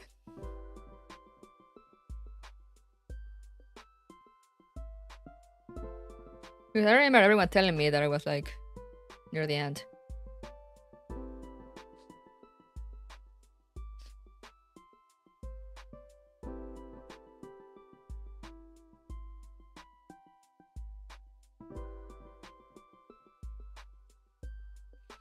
Oh yeah, I mean like, yeah, one event.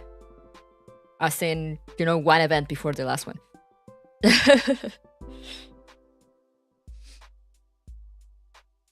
But then not the last. Why was I so sure that it was the last one? I'm pretty sure someone told me it was the last stage. Anyway, hopefully we'll be able to clear that.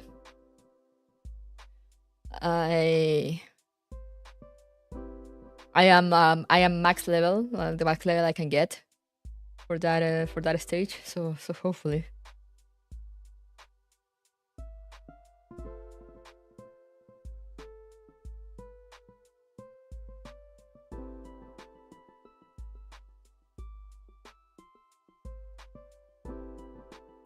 Hopefully.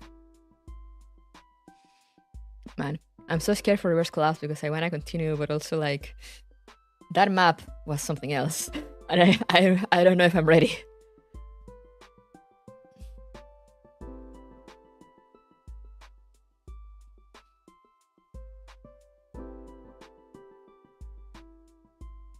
I don't know if I'm ready to suffer through it again. Amazing, thank you. Why am I amazing? I don't know, but thank you.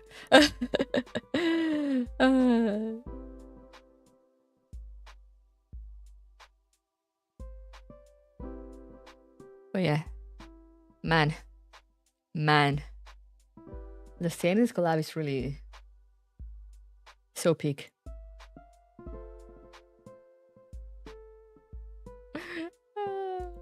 She isn't she?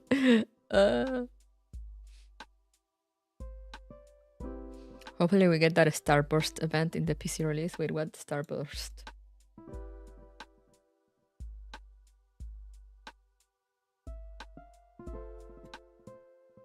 You keep up with your schedule. That's more what I can. That's what I do.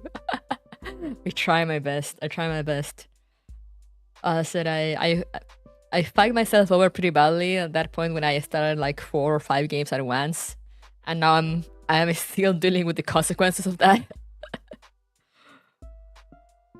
I did that, and then like right after I tried streaming Hoyo games, and yeah, and I'm still dealing with the consequences. But we're slowly getting there. We should be able to finish Final Fantasy 16 next week.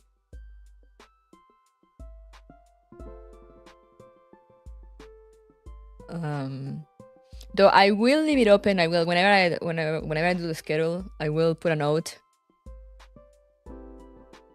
It is the hill one more, and then the last battle of chapter 3. Ah, okay, so hopefully we manage to finish chapter 3 then.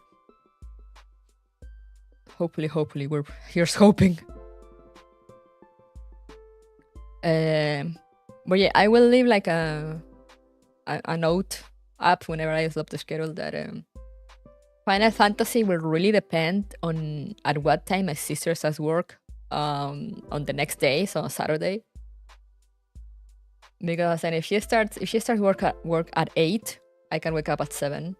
And for some reason, when I wake up at 7, I'm not so dead, so I can stay up later. Because, you know, even though it's the end of Final Fantasy, it's literally the last mission. Like, I already looked it up. I know that it's the last mission. It's a Final Fantasy game. It's probably gonna last like 5 hours or so, or something like that.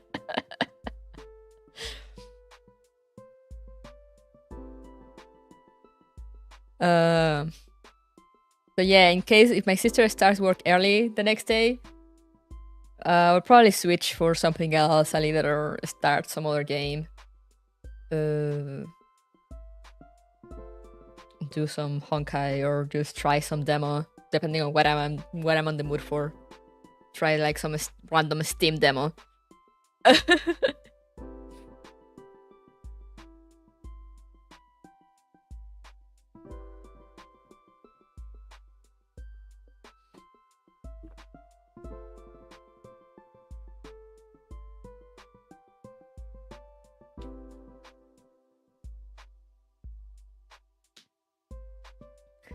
Playing hardest difficulty on bakery copy moment. Yeah, no, that does not sound good. I'm playing on normal, and I'm not having a great time.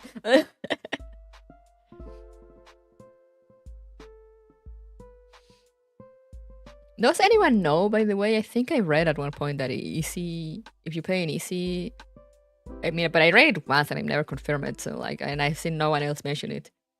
If you play in easy, do you have access to like the chapter 5 and the true end and all that, or is that only normal and above?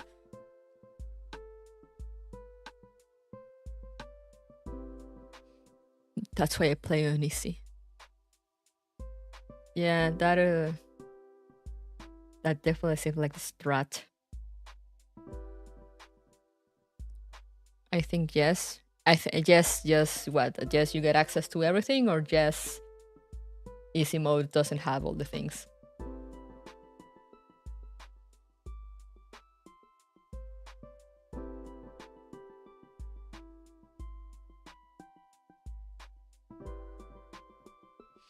Yes, you get access to everything. All right. Well, in that case, wait, I can't remember if you can lower the difficulty. I think you can lower the difficulty, but then you can't go up, right? You can't go up again. Because if that's the case, and I'm still getting my ass handed to me on that map, we may need to fold and cave in to the easy mode. Yeah, because I remember chapter 5 is you get it by getting all the files and the collectibles, I think is. And not even the hidden ones, just like the ones that show you in every map that, oh, you're missing one here.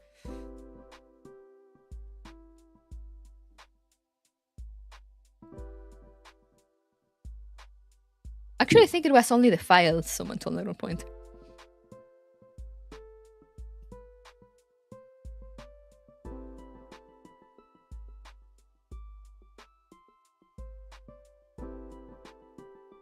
If you're max level, you shall be okay. Here's hoping. Nerd quit, just try again until you break. The thing is that people know, people here know I am not really that kind of gamer. So you know, I want to enjoy the narrative, you know, and I always start playing on normal because I'm like, you know what, I would like to. I always like to be like, okay, I'm gonna try to adapt to this game, you know, like get to the level that this game is like supposed to play it, quote unquote. Like the base of it, like the base level of it. But I am not lower in difficulty if I'm suffering too much.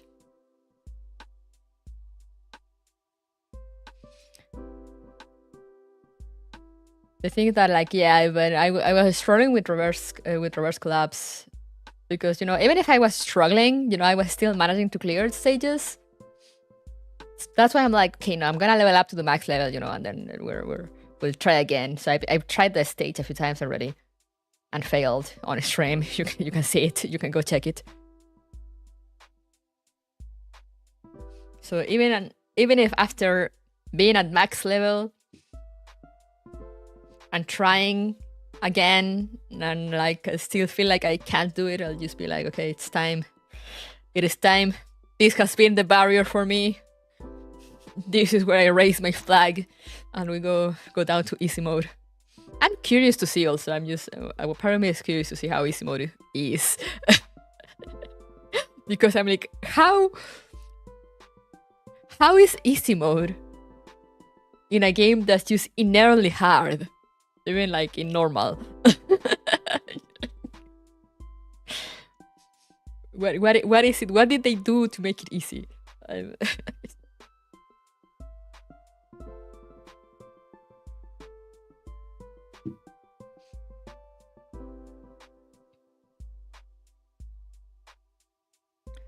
But yeah, we shall see that next week. I'm probably gonna take the chance to check if I'm actually max level. I'm pretty sure I maxed myself at one point, but we all know I can't really trust my memory that much, so I'm just gonna double check right now after a stream. Just open the game to double check that I'm at the max level. More resources, I guess. I could be.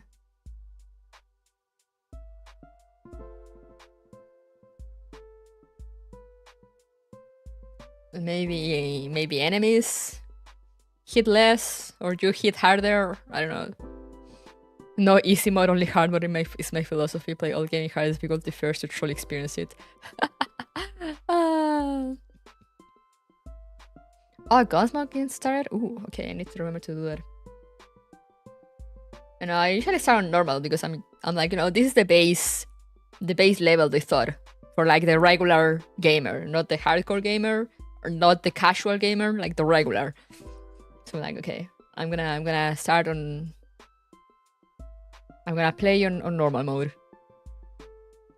and then if I go through so much pain, I'm just like, screw it, we go to easy, we go down to easy. Or I like what some games are doing now that have they literally have something called a story mode. I remember I tried that. I tried that in Horizon once, but I didn't try it myself. It was for someone that wanted them to try the game, but you know they weren't used to those kind of games or using a PlayStation. But I really just wanted to check out the story, so like I put the game in story mode, and like you will literally just down machines with like one arrow. And I'm like, great, you know.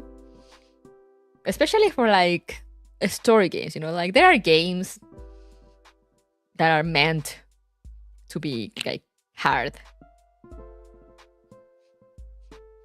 you know, and like you know that right off the box. But for games that have like a story to share, I really like it when they put all these options, so like, you know, people can just play comfortably at the level they want, at the level they like, and experience the story at their own pace. It's good. Good game design, in my opinion. You got time limit while streaming? Well, I don't, so yeah, it's better for content than restarting every time. Yeah. I mean, I do restart the maps a lot, and I do go back turns. But that's just me being a perfectionist and trying to get... I always try to get all the objectives in one go. For a few maps, I haven't done it in reverse class because it reaches to a point that I'm like, "Ugh, whatever, I'm about to clear and I fail something, I'm not going back."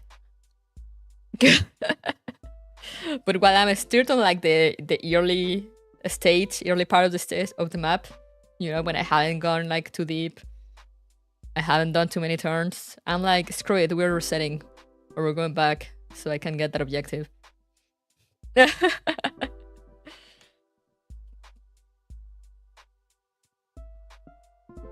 Which is also why it have taken me forever. If you check any of my bots, if you had never seen me play reverse class, you can check any of my bots, any of my and you'll see that I just restart the map like as many times as needed until I can get all the objectives. And you know, as I said, the only time I don't do it is when like I see like I'm already near the end, you know, like I'm already about to finish and like maybe, you know, I get discovered or like I lose a unit and I fail an objective. And at that point, you know, I'm so close to the end that I'm just like, oh, fuck it, I'll just come back and do it later.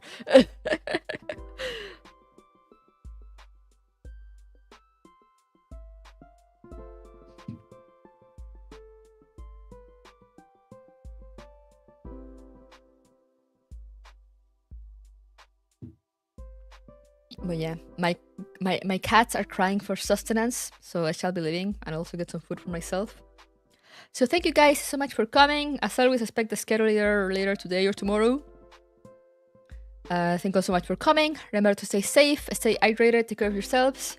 Have a good night for those that it's night, or have a good rest of your day for those that it's still early. And hopefully I'll see you guys next time. So bye bye.